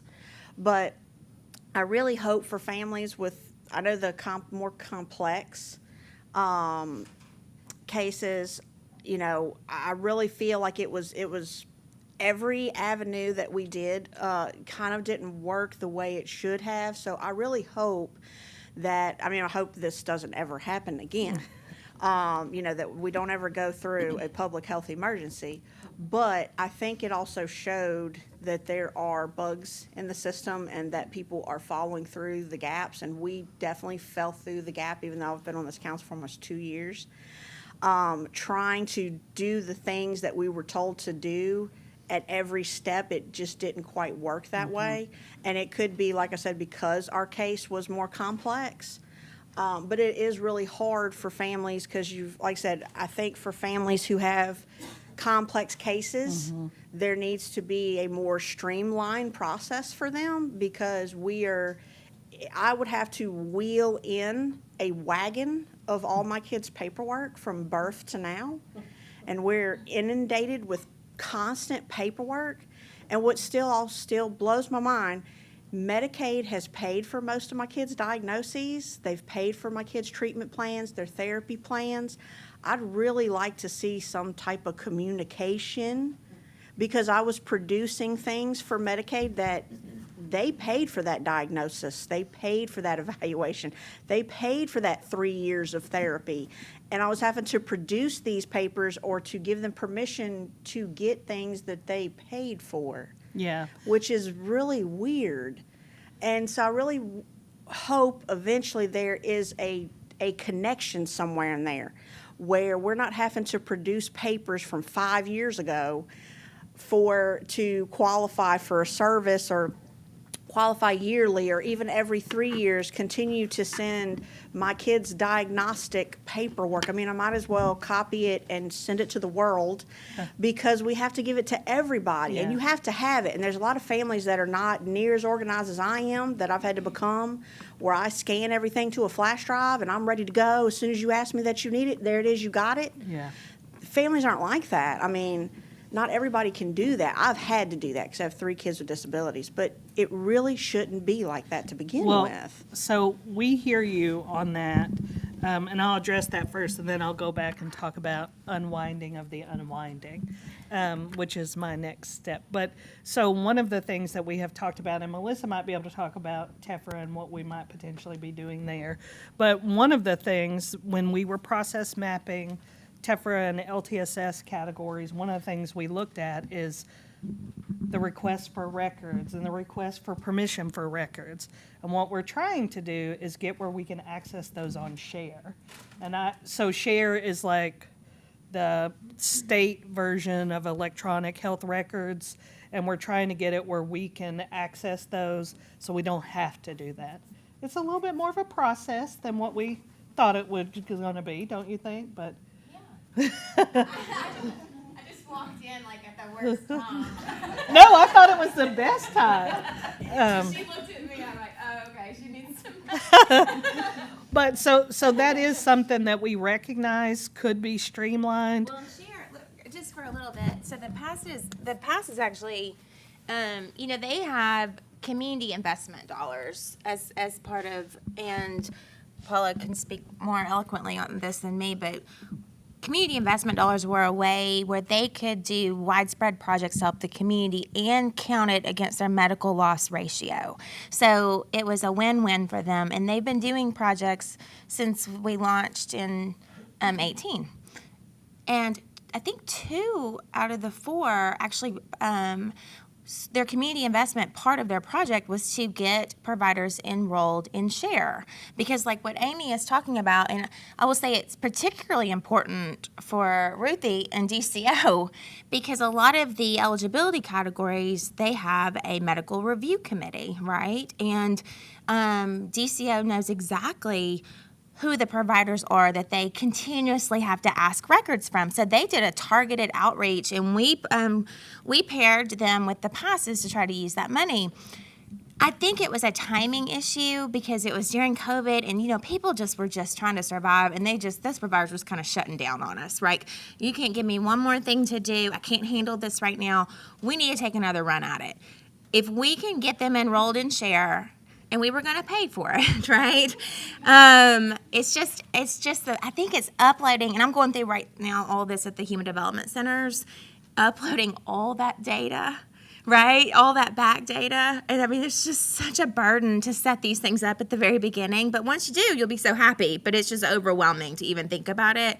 But we need to take another run at it because it would stop what you're talking about, right? And then my psych team wouldn't call you and ask you for a diagnostic that we paid for. Right? Because we would log in and we could pull it up ourselves, right? And it would really cut down on what you're saying. And I'm sorry that's happening to you. I really am. I appreciate everybody helping us, but it definitely shows that hole. So I appreciate that y'all are looking at it. Yeah, it is definitely there. And then the other thing I was going to say, so one of the things that we've talked about is, okay, after we unwind, then what do we have to unwind that we temporarily put in place to unwind? And one of the things that I want to do as part of those conversations is lessons learned. Where could we do better, not just if there's ever a public health emergency again, but based on what we've learned during this time, how can we streamline things? How can we make it easier for beneficiaries to go through the process? So that is definitely on our radar. If you have feedback you want to send me, send away and I will compile it. All right, 2 more questions for Amy on this topic. Okay, I got my renewal packet probably, 60, 90 days ago. It was probably one of the later waves. And I just want to say it was the cleanest, shortest, simplest request for information from DHS I've ever gotten. So kudos. It didn't even require a trip to the doctor. And Yay. on top of that, the due date on it was like 3 weeks from the date that I got it, which was not my norm in the past. It was typically much shorter time frame than that. Nobody planted me here. No, really. So it was great. I would say on that form though, it still kind of goes back and forth between asking, like it says answer you as though, the person covered, right? And in my case, that's a child. But then later they ask for like household financial information. So it's a little bit confusing. And we felt compelled to share financial information, but we're no longer TEFRA, so we don't have a premium. So I was curious why you need financial information from us if our plan is not premium based. The short version is it's an integrated application. So an integrated application will look at all programs to see what you're eligible for. Oh, okay.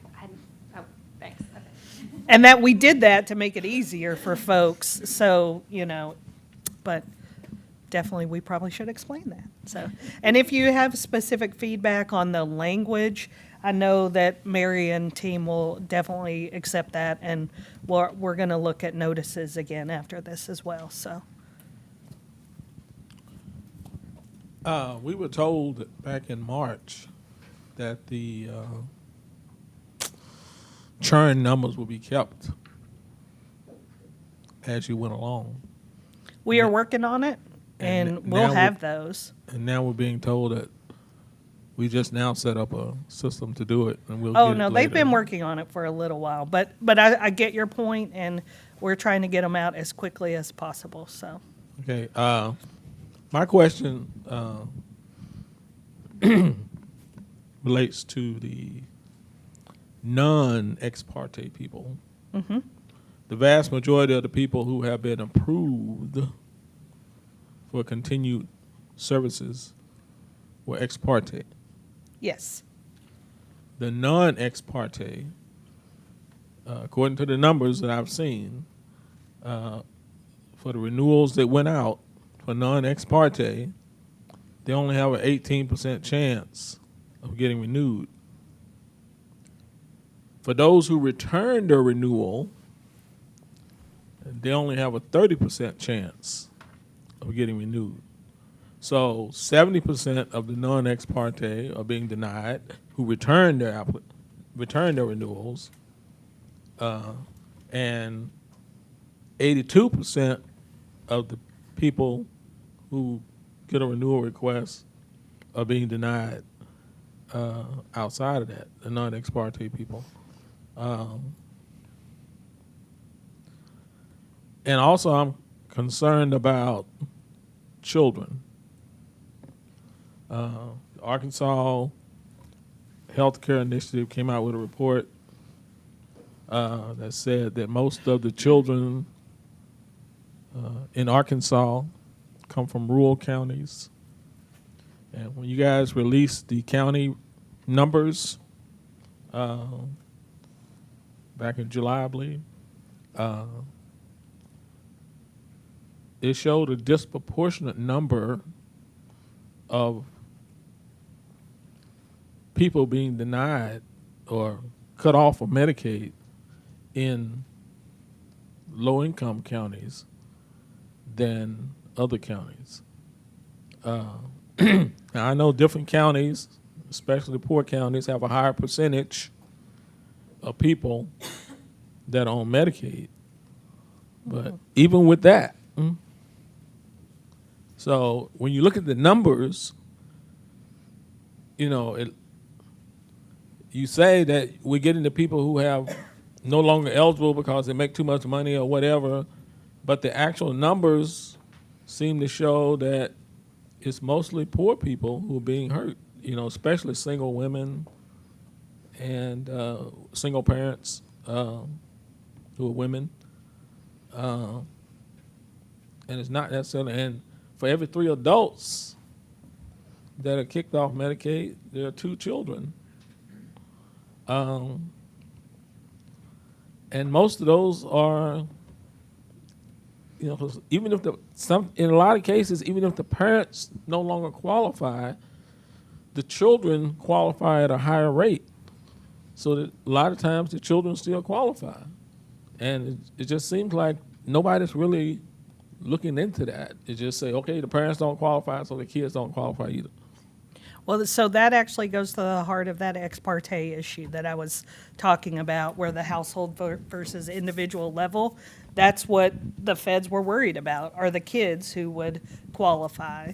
So we are doing that correctly, and those kids are, if they qualify, they're staying on. So that is something that they were concerned about. And Jerry, I mean, I will say, and I think all of us, I can speak for everyone, we want everyone who's eligible to get covered, especially if they're kids, especially if they have significant health issues. We do want that, and we're working towards that.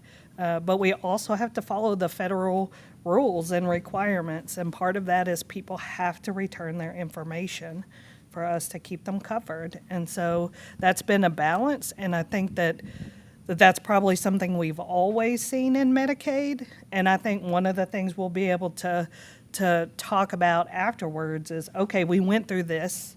What did we learn about that issue? Because I think that is something we want to improve. And if we learn some lessons, because all 50 states are doing it, and all 50 states, well, I don't know, I'm not going to say all 50, I can't speak for all 50, but a lot of the states are seeing very similar issues and numbers that we're seeing. They're seeing a high number of kids that are losing coverage.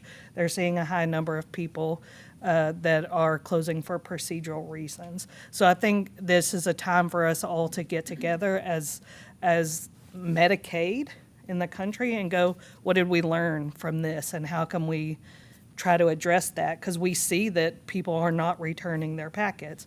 We think it's because of the economic changes that are happening where they don't have to turn their packet back in. But if that's not it, what can we do better? And I think there's some good conversations. Huh? I haven't done the math, Jerry. You know how you did this to me last time. You gave me a bunch of statistics, and I was like, oh, I haven't done those. So I haven't dug further into that. I know. So. Thank you, Amy. We appreciate it. And at our next meeting, the unwinding in Arkansas will be complete. So we'll find out what the numbers are, and we may be able to compare more favorably with other states. We got an early start, a lot earlier start than other states, so they'll be catching up after we finish. So we'll see how things look then. Back in May, when everyone was focused on the Medicaid unwinding, not only in Arkansas but around the country, DHS opened a new office that you may or may not have heard about, the Office of Substance Abuse and Mental Health.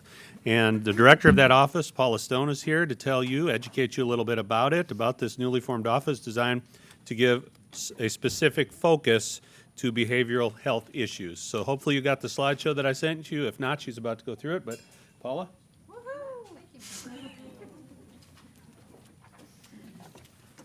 Hey, everyone.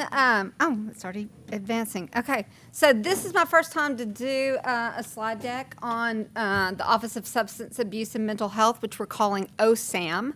And we haven't even really gotten it up there on the DHS website. So I know Ashley's back there and she's looking. This is kind of the start of it, actually. So anyway, and so I'd like make sure that if this makes sense or if it doesn't make sense, or give me feedback. This is the first time I've presented this, and the first time I've really tried to put it on paper because it's a lot. So. As Jason said, we opened up the Office of Substance Abuse and Mental Health in May, and I'm the director. My name is Paula Stone. I am a licensed clinical social worker, have worked out in the field doing therapy services back in the early 90s. So I've been around for a while. Came to DHS in 2009 and was the director of children's services for many years, and then I went to the Division of Medical Services, which is our Medicaid, and launched the passes. And I did that for several years, and then I came back to do some work around our home and Life 360 Homes, and then now I'm back in substance abuse and mental health services. So the Office of Mental Health is responsible for substance use disorder treatment services. And our group, SAMHSA, the Substance Abuse and Mental Health Services Administration, they changed this. So sometimes we call it substance abuse, and then sometimes we call it substance use disorder. And so you'll see both of those things out there. But those treatment services, and then mental health treatment services for people who have a mental health condition, forensic services. And forensic services here in Arkansas are people who are arrested, and when they go to jail, they get an evaluation. So the judge can say, or the attorney can say, we need an evaluation to see if they committed the crime due to a mental health condition. And so that is all of our forensic pieces. Most of those individuals in that forensic system, once there's a determination made, if they have committed a crime based on their mental health condition, then they can be ordered to be restored because they can't really stand trial for the crime they've committed if they need some treatment for mental health condition. And so that's the forensic services. We also have a state drug director, Tom Fisher, and that's part of OSAM as well. And there's a lot of work that goes on in that state drug director's office. And then prevention and early intervention services. And so prevention and early prevention is, we do prevention for substance use disorders, prevention for mental health conditions, and a lot of early intervention. We really want to focus on that. Melissa mentioned it earlier, but making sure that we identify people as quickly as possible, get them into the right services, because the quicker we can identify identify them, the less crisis kinds of services we're providing, and we're diverting people from places like jail where they're not going to get great mental health treatment. We're also diverting people from places like hospitals and institutional settings. So that's really our goal with prevention and early intervention. So behavioral health is across a lot of different DHS divisions. It touches almost every DHS division, actually. But what we did with the office was the Division of Aging Adult and Behavioral Health Services, obviously it has behavioral health in the title, has been responsible for the administration of a lot of the funding that comes. So we get funding from the Substance Abuse and Mental Health Services Administration. We have a big block grant that comes through. Every state gets one of those, and those services, or that funding is used to purchase services in the community. We also have something we call discretionary grants, which means those grants that we apply for and are awarded. So you don't have to apply for them, but they have a lot of different grants that we do. And those are both on the mental health side and the substance abuse side. And then we have a lot of state general revenue that we get into OSAM that we also are able to purchase services. So I've been really trying to use the word purchase services because there's been a lot of history, particularly with this money, where there are providers out across the state and they say, we fund them, you fund us. And so I'm like, I really want to switch that to say, we really want to purchase the services that we feel are needed, not just to fund providers because they've always been funded. So just a little different wording, but really important for me and our team. And then Arkansas Medicaid funds most of the mental health services. So you guys know this, that most of those are provided through traditional Medicaid, through our home, and through the PASS program funds behavioral health services. And so I'm just going to give you a little bit of information here about what kind of funding. So we need to update this slide, but just to show you the difference between what we're funding at the state level outside of Medicaid. And so you can see what DCFS, that's our Child Welfare Division, what all they fund. In 2021, it was about $10 million in services. It's grown a little bit since then. DDS has not had any funding for services because they get a lot of their work done. Well, Paul and I just work out deals. That's right, behind the scenes. Our Division of Youth Services has $570,000 going for all kinds of services. And then the division that I was just talking about has that amount of funding, $56,517,687. Again, grown. We've gotten a couple of new grants here lately. We got a grant that we're working on with UAMS for behavioral health integration into primary care, which is one of our new prevention and early interventions efforts. We really want to see how doctors can identify people with a mental health condition in the primary care setting, as well as provide services right there in the primary care setting to keep people from needing higher cost services. So that's what we have going from DHS. So we're administering close to $70 million. It's probably over $70 million in grant funding and state general revenue. But Medicaid, by far, outspends everybody. So just wanted to bring this to everybody's attention, and so you'll know this, of the heavy burden that Medicaid bears in the behavioral health system. And so what we did was we went out, and there's something called the All Payer Claims Database, and they get data, claims data of medical services, all medical services, and they get that from Medicaid. So everybody has to submit that. The only place they don't get that is through employer-sponsored programs. So I think Walmart pays for their own, and so they don't give claims to the all-payer claims database. But other than that, this is commercial insurance as well. So there's an estimated private self-insured down there. But look at this. So what we did was we had ACI look and pull claims. And what they did was they said anybody who has any service, just one claim associated with a behavioral health diagnosis, so that would be mental health primarily. And so looking through that, they divided up, and as you can see, Medicaid pays, and this is across the state, all behavioral health services, Medicaid pays for almost 61% of that. So huge payer for those services. Commercial insurance, if you have commercial insurance and you're looking for a behavioral health service, it's only about 23%. Medicare is only paying for about 12% of the total. And then our estimate for the private self-insured is 3.5. So Medicaid is paying for lots of behavioral health services. So it's really important for us to make sure that we're focusing on that and we're using our funding wisely.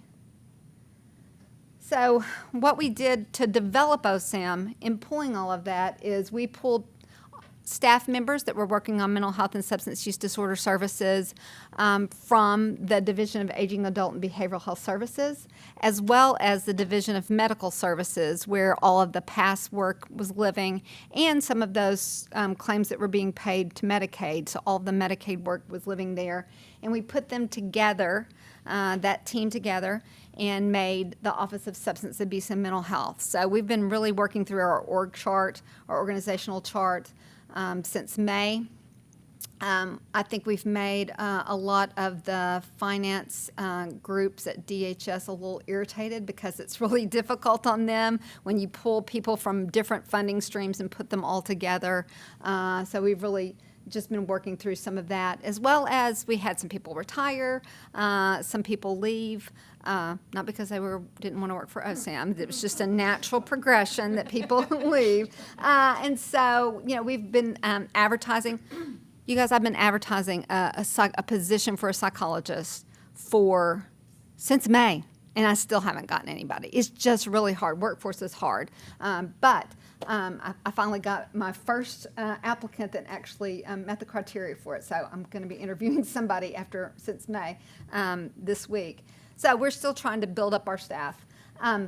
I report to the DHS Deputy Secretary and Arkansas Medicaid Director, Janet Mann. So I'm reporting directly to her. So we pulled the staff out. We've pulled the reporting structure out. And we're really working to support programs and projects to address the behavioral health needs across all DHS programs. So we're working a lot on that. Like you saw there, child welfare purchases behavioral health services, juvenile justice purchases behavioral health services. We've been having lots of conversations today about the Department of Education and schools that purchase those services. And so one of the things that we really want to do is look at if Medicaid is paying for well over 60% of the services that are going on behavioral health, and then we've got another $70 million in different kinds of pots of funding, is how do we make sure that we're not duplicating, right? That pot of funding, that pot of funding that's outside of Medicaid is really precious funding. And we don't want to duplicate services. What we really are looking at is how do we all work together to best use those funds to say, okay, Medicaid pays for this, but what does Medicaid not pay for? What are the gaps? We can also look at, are there ways that we can pilot projects? And we've seen that work really well. The latest pilot project that we're just looking at is our child welfare. The Division of Children and Family Services started paying for a program called Intensive In-Home Services. And with Intensive In-Home Services, the goal of that service is to keep children from going into foster care settings. So they're really, parents need support or family members need support, and so they would bring in this intensive in-home service provider to provide some very intensive supports to families to keep children in homes. So as we started looking at that program, Intensive In-Home, I went to those providers, and they brought in providers from out of state. So we have a group from Tennessee called Youth Villages. We have a group out of, I believe, Mississippi called Youth Advocacy Program, and then a group out of Kansas called St. Francis Ministries. And so they all came in state, and DCFS did a contract with them. And so as we started looking at that, I went to them and said, some of the providers, and said, if this works to support families to keep children from going into foster care, would also work to support families to keep them from going into institutional settings, to keep kids with behavior problems, to really provide support for families to keep them from going into institutional settings. And they said, yeah, that'll work. And so we started work on writing a Medicaid service definition. getting that approved so we can setting a rate for that service, and it's a service that the passes will begin being able to pay for in about a month. So really then freeing up that money from DCFS that they were paying, using that funding to say, okay, we're paying for these services. And so how many of those kids have been in a PASS? How many of them probably need to go into a PASS and need those services? So how can we shift that money that service to Medicaid so we can go back and say, okay, DCFS, we're freeing up some of your funding, and you can put a lot of that funding into more prevention, early intervention, or other programs that Medicaid can't pay. So doing that across the state, doing that with grants, but also really looking towards always knowing that Medicaid is going to be the main funder of services. And that's it. Mm-hmm.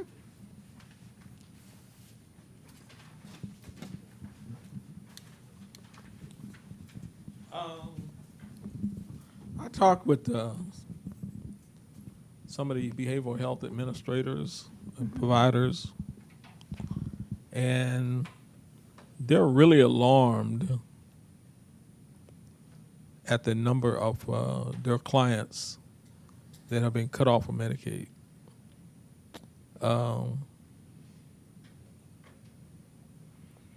If someone has behavioral health issues, mental health issues, and they don't have anybody to assist them with renewal, how are they possibly going to continue getting their medications, getting their counseling, getting their health care?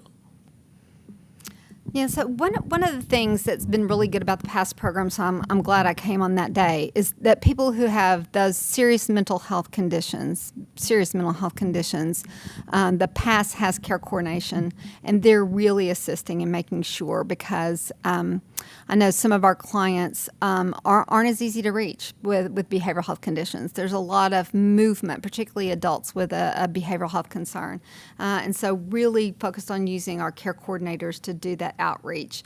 They're the ones that have the latest number, that ability to do that.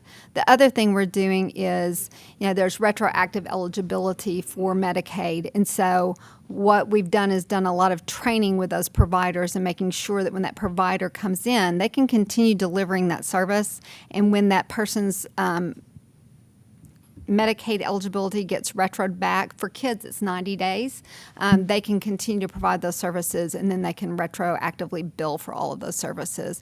So really what we're doing is a lot of work with the providers and with the passes on care coordination. So knowing that our behavioral health population is a vulnerable population, so making sure that we've got that. And then that funding that we talked about back here, so we have community mental health centers funded through some of that funding. So you can see those mental health grants. So making sure that they also have that funding that can go to pay for people who are not insured. And so using them as well. Any other questions? Here we go.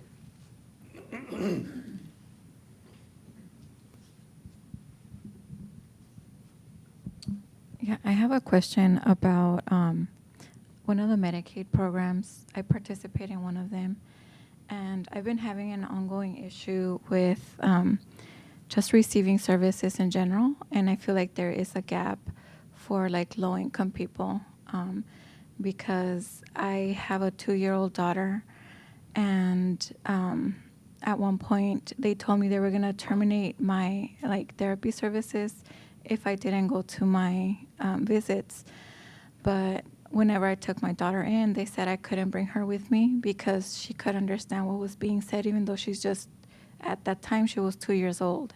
Mm-hmm. And I've asked them ever since if I can do like a virtual or a telehealth appointment. But what I've heard is that that was only being done during COVID. And after that, there is no response. My voicemails aren't being returned. And yeah, I was wondering if that's like a gap that you guys are aware of, or if they are able to refuse service to somebody who doesn't have another option or alternative of going to their appointments. Yeah, and so I'm surprised to hear about the telehealth because that shouldn't be happening. We Yeah. made sure that that was a permanent rule. While it came open during COVID, during the public health emergency, Okay. we were able to get that through as an emergency, but we've made that a permanent rule. So if you will email me who your provider is, but I think that the second part of that that's really interesting that I have not thought about is for mothers who don't have someone to care for their children. So I'm always thinking about how much money can we, right? How can we shift this or how can we use these funds to really make sure? So thinking about that with community mental health, so we're really looking at what they're doing. Of how can we support people to get the services that they need. That is not something I had thought about. I've asked my case manager from my past to help me in that. I also haven't gotten a response. Okay. Yeah. She missed the past presentation. Oh, no. I did. Okay. So they definitely said in that presentation, Yeah. if you do not get response from your care coordinator, to contact them directly, and then they're, Okay. we have their contact information. Okay. Okay, because your care coordinator should be calling you back. Okay. And then finding someone who can absolutely do telehealth with you if that's exactly what you want. Okay. Thank you.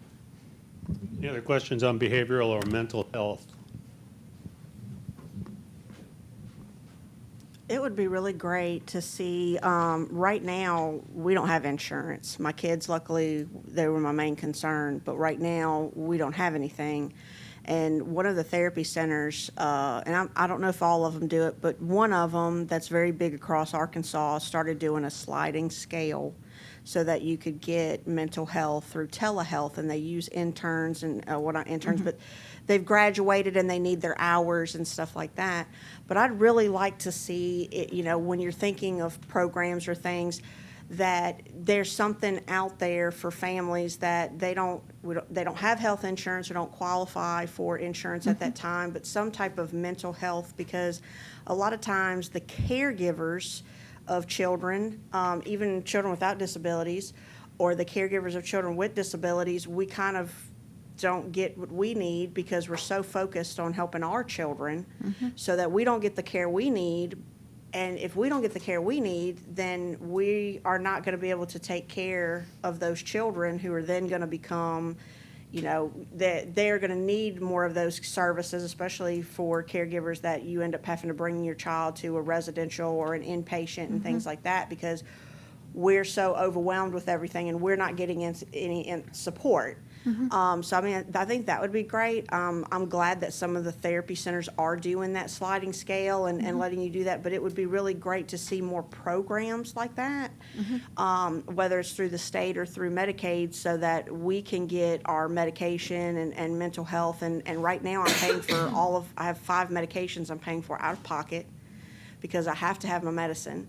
I'm paying for my doctor's appointments out of pocket. I'm at high risk for breast cancer. And so all those things have been pushed to the side because we currently don't have insurance and we didn't qualify for any Medicaid programs. And so, of course, we've never been without insurance for this long before, but it happened. And so we're trying to, of course, you know, fix that. But this is the reality of a lot of families. I mean, I don't work full-time. My husband works a job that they don't offer. The only insurance they offer is if something happens to us accidentally, and so we have to be hospitalized. They don't offer any preventative care or anything, and that's just where we are, and that's a lot of families. Most of my friends don't have insurance, and so they're like, I just found this mole, and it looks suspicious, but I got to see if I can afford $250 to go to the doctor for them to cut it off, test it, and then what if it comes back that it's a melanoma? I mean, we're constantly talking about the things that come up as I'll say as females, with I need to go for my OBGYN checkup. I'm supposed to go every 6 months to have a mammogram and an MRI on my breast, and I'm like not even 40. And so I have to do all these tests that I have to put aside, and a lot of women have to put aside, which, just like Jerry was talking about, diabetes, being on preventative medicines for diabetes. I'm on those medicines. And thank goodness I have good doctors that have me on all of these preventative medicines, and they're treating these things very aggressively for me, but other people can't afford those medicines. And so then we're going to be diabetic, we're going to have breast cancer, we're going to get sick and possibly die, and then our kids are going to be left to family members or the state to take care of. So I just would like to see more ways for people to access services when they don't have insurance but they don't qualify for Medicaid, because it's eventually going to be everybody's problem. Because then if you're going to the hospital racking up I have a friend who is losing their home because the hospital is suing them. Oh my gosh. Because the husband got very, very ill and they didn't have insurance. And so now they're losing their house. That stuff shouldn't happen. And I know so many people my age that are getting triple negative breast cancer, and they're losing their jobs. And I mean, a friend of mine is like 45, and she lost her job. She had the job for 30 years. I mean, a little bit less than 30 years. I mean, turned her whole life upside down, depleted all her savings. I mean, we're all one tiny step away from being disabled or having our lives turned upside down. You think with COVID we would have realized that could happen. But it's just a sad trajectory that we're not seeming to learn from that. And I really just wish there was more support if you don't qualify for Medicaid, some kind of program somewhere that could get you, your medicines for your diabetes or your pre-diabetes or, stuff like that. So if you don't qualify for our home, did you apply for Marketplace? I did apply for that, so I'm waiting for that. Okay. So we're going to either go through. Is Ruthie in here? I did get. I will say this. I did get that. Yeah. That was one great thing, that when I got the notice that we didn't qualify for Medicaid, we did get information about the marketplace. So I am trying to navigate that, and that is kind of. It should pick you up. Yes. That's what I'm hoping. So we are applying for that, and so I'm hoping that'll pick us up. But yeah, we've always had employer-sponsored health care. So we've always been very lucky to have. This is the first time we've not had it, and so it was really like, how do I do this? Because Medicaid's already complicated. Now I have to go to Marketplace and deal with all that complication. That's based on how much money you make, and you better get it right, because I've heard of other people saying, I accidentally put the wrong amount, and they came after me for $7,000. And so now I'm terrified, because I'm like, what if I put the wrong number, the wrong button, and it charges me $7,000 next year because I put the wrong income? So I bet Ruthie will help you. Yeah. I bet she'll help you What not hit about the wrong button. parent caregiver too? Hi, how are you? And that should not be happening to you. No, but anyone that's not eligible for Medicaid can go through the Marketplace. And when you go through the Marketplace, just kind of follow the steps. If you are having some issues and you need some assistance, I am like Amy. You can reach out to me. My email is Ruthie, ruthie.brown@dhs.arkansas.gov. And when you email me, we will make sure you get assistance. We have a young lady in the office that we reach right out to, but it shouldn't be an issue. And it is a process, but there are a lot of individuals that have lost their health coverage and have been able to obtain that through that program. So hopefully we will be able to assist you. Thank you for that. You are so welcome. It's scary because, like I said, we've always had it through our employer. Yes. We didn't have to worry about it. It was just so easy, and now we're having to do it a different way. That's kind of makes me nervous, just like Medicaid makes me nervous. It makes you nervous because I was talking about the other day. We've been trained since we were little that you get a good job with insurance. Yes, right? exactly. And like that's all you focused on, right? But really with Marketplace, I had a friend tell me it's a lot more freeing because she felt like she could apply for different types of jobs because she wasn't just applying somewhere because of the good insurance, right? Because her Marketplace insurance was actually good insurance. It's really good insurance. And you get a chance to choose. If you select someone and you decide, okay, that's not who I want, then you have a time frame, and it's within your letter telling you how much time you have to change your provider. So it's not like you're locked in. You can change that provider within that time frame. Okay, you are welcome. I think one thing that probably needs to be addressed a little bit, and I know that there's not much that can be done at the state level because I think all of the numbers come from the federal level, is with inflation and with the increase in cost of living. So say, for instance, in her situation, let's just say, for instance, she had to drop down part-time with her job, and then her husband's working, her husband doesn't have health insurance, but the marketplace, they don't give you free health care. You still have to pay that monthly premium, right? Yes. So with inflation and the increase of everything, we as parents are not going to pay that premium, and we're going to do without health insurance. And that's probably what's actually going on. That's what I'm picking up by what she's saying. Scary. I'm scared to commit because I'm like, what if something happens? And then Well, being in the accounting field, because I deal with the reconciliation of the marketplace, what happens is every month that you do your income, you need to make sure that if you get a pay raise, that you call the company and you let them know, okay? Because it is reconciled on your taxes at the end of the year. We actually had one client that came in and he had cancer, and they did get a marketplace policy, but because he got cancer and he had to quit working, he had to pull money out of his 401k. He didn't tell the marketplace, so therefore that income is counted in. And so at the end of the year, that's what places an individual having to pay back 7, 8, whatever the cap is for each individual. But in reality, people aren't qualifying for Medicaid that maybe in actuality should if they would do a cost lift, because, they're saying, okay, well, we're raising minimum wage, right? The cost of just going to the grocery store, the cost of your utilities, if you call anybody and say, well, why is my bill $20 more this month? Then they'll just tell you, well, our expenses have went up, which in reality is true.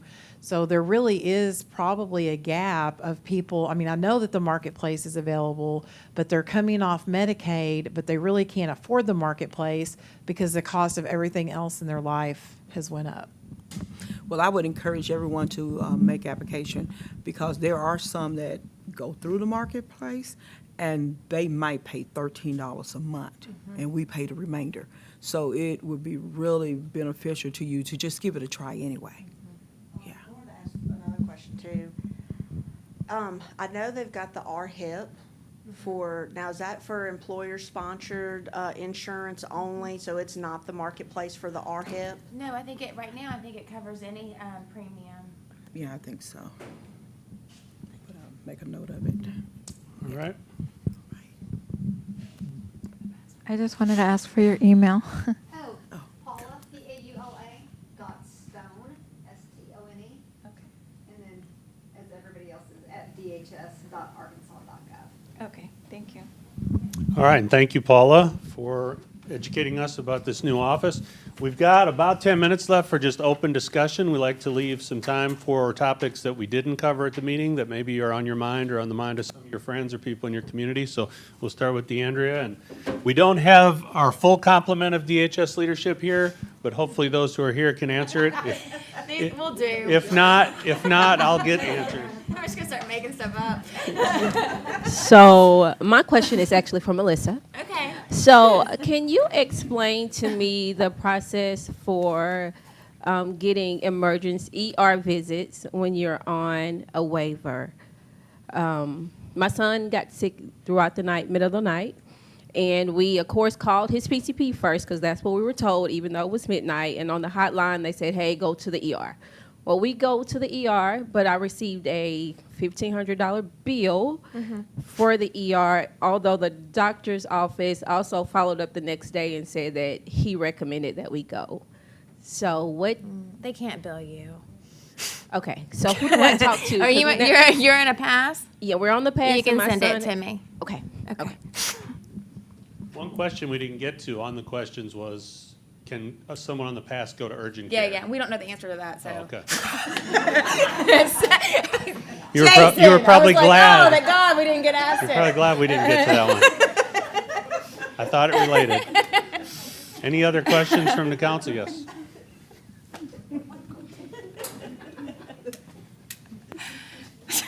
Can't win for losing. I will get the answer to that and circulate it to you from the past. Yeah, Paul and I would like I to know have the that answer as answer. well. Oh, you know? That was Yes, your question? Or do you that's know my the answer. Do you know the answer? Yes. Okay. From having a 2-year-old and myself going to urgent care, you just go and then they'll ask for a PCP referral to be After the seen. fact. Yeah. Yeah. And you can see I assume urgent that's care. what it was. We Yeah. just didn't want to wing it. Yeah. Well, good. There you when you're getting the urgent care clinic calls all over the state. One thing that I will say about the pass is, and I know that this is a good, bad thing, but like if your child ends up in the ER like mine did Thursday, they call you, like they know your child has been in the ER and they start asking questions. It's really hard when you're still in the hospital and you're struggling with your child trying to still breathe or whatever. You're like, oh, really, right now? But the care coordinator should be reaching out, you know, and working with you to help you with that.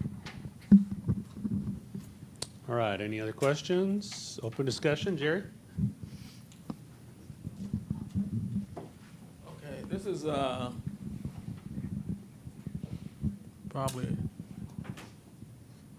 you the chief of staff. Who's the chief of staff? He's not here. He's not here. Okay. The chief of staff was asked a question at the beginning of the unwinding about how many people they anticipated would lose their Medicaid during the unwinding, and he said he didn't know. I don't think it was our chief of staff because he's real new. I don't think he was here at the beginning of the unwinding. Our chief of staff is Mitch Rouse. Oh, I thought. Well, the guy named at the time it was Mark White, I think. Oh, okay. He's still in a position, I think, right? He's over at a different state agency. Okay. Oh, he got promoted. When they Okay. leave, you're dead to us. Oh! I don't know what Mark said. No, I'm playing. Or he blame you for everything. Yeah, we just blame Mark. Persona non grata, huh? Okay. Well, anyways, can anybody in administration give a better answer now that we, within 11 days of ending the unwinding, give a better estimate? Well, we'll call Mark over at teacher retirement and tell him to reach out. I think he's enjoying his lesser stress job over there. I'm sure that once the 6 months is up, there will be a number that'll come out. And really, it's a moving number because people who get disenrolled can reapply and get enrolled. That's the churn you've talked about. So, I heard that DHS is 3 months behind in terms of finalizing. Churn? No, finalizing the unwinding. So, like, if somebody gets, I guess everybody who's going to go through the unwinding has already gotten a notice by now. But if you got a notice in August that you need to do a renewal, then it probably won't be until November when you finalize it. I think Gavin Lesnick, our communications officer, said that we are on target to complete our renewals by the 6-month deadline set by the legislature. So I don't think we're behind by 3 months. I think we're on target, according to Gavin, that we're still on target to meet that state deadline. That's correct. Ruthie says that's correct. So. All right, Frank?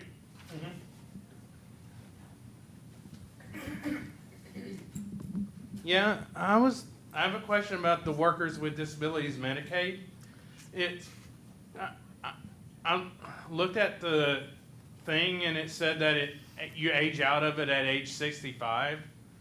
If I recall correctly,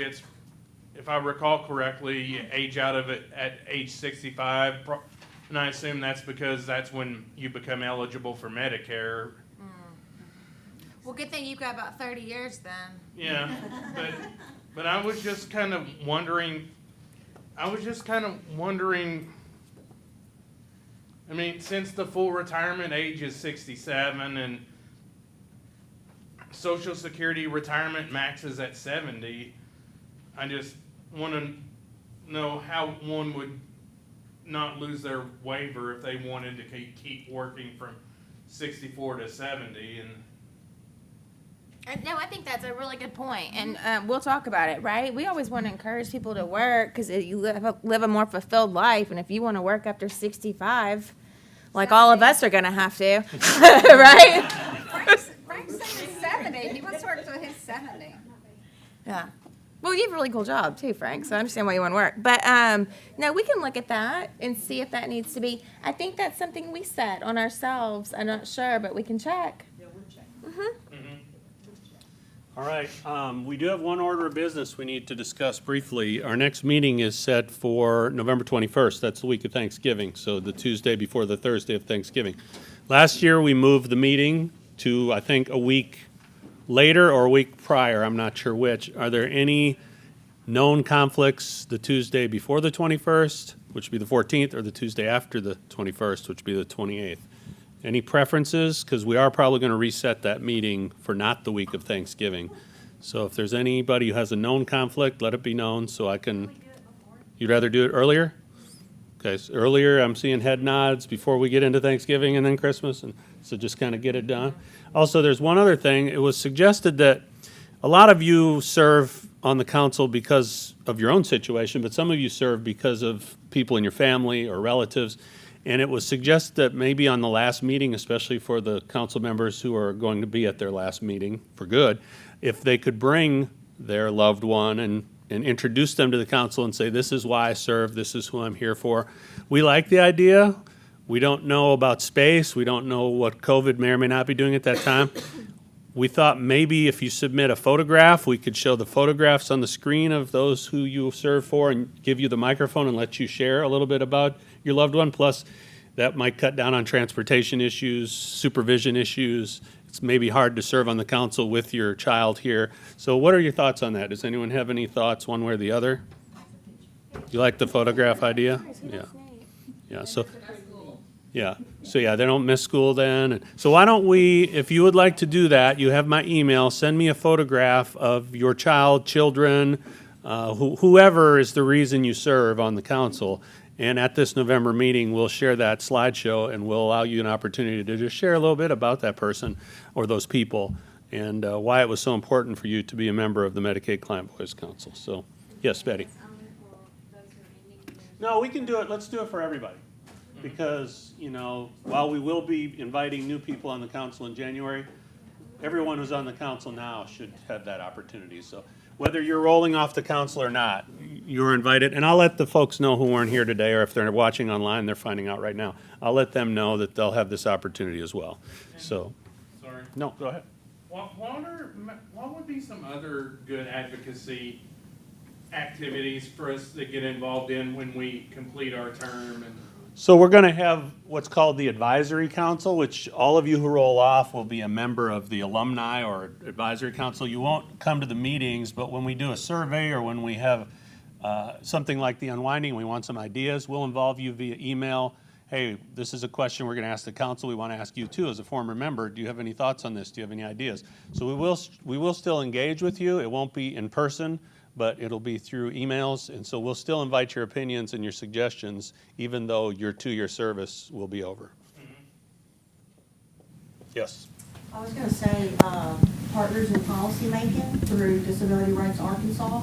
That's one that I'm thinking about doing, and they show you how to be an advocate and legislatively.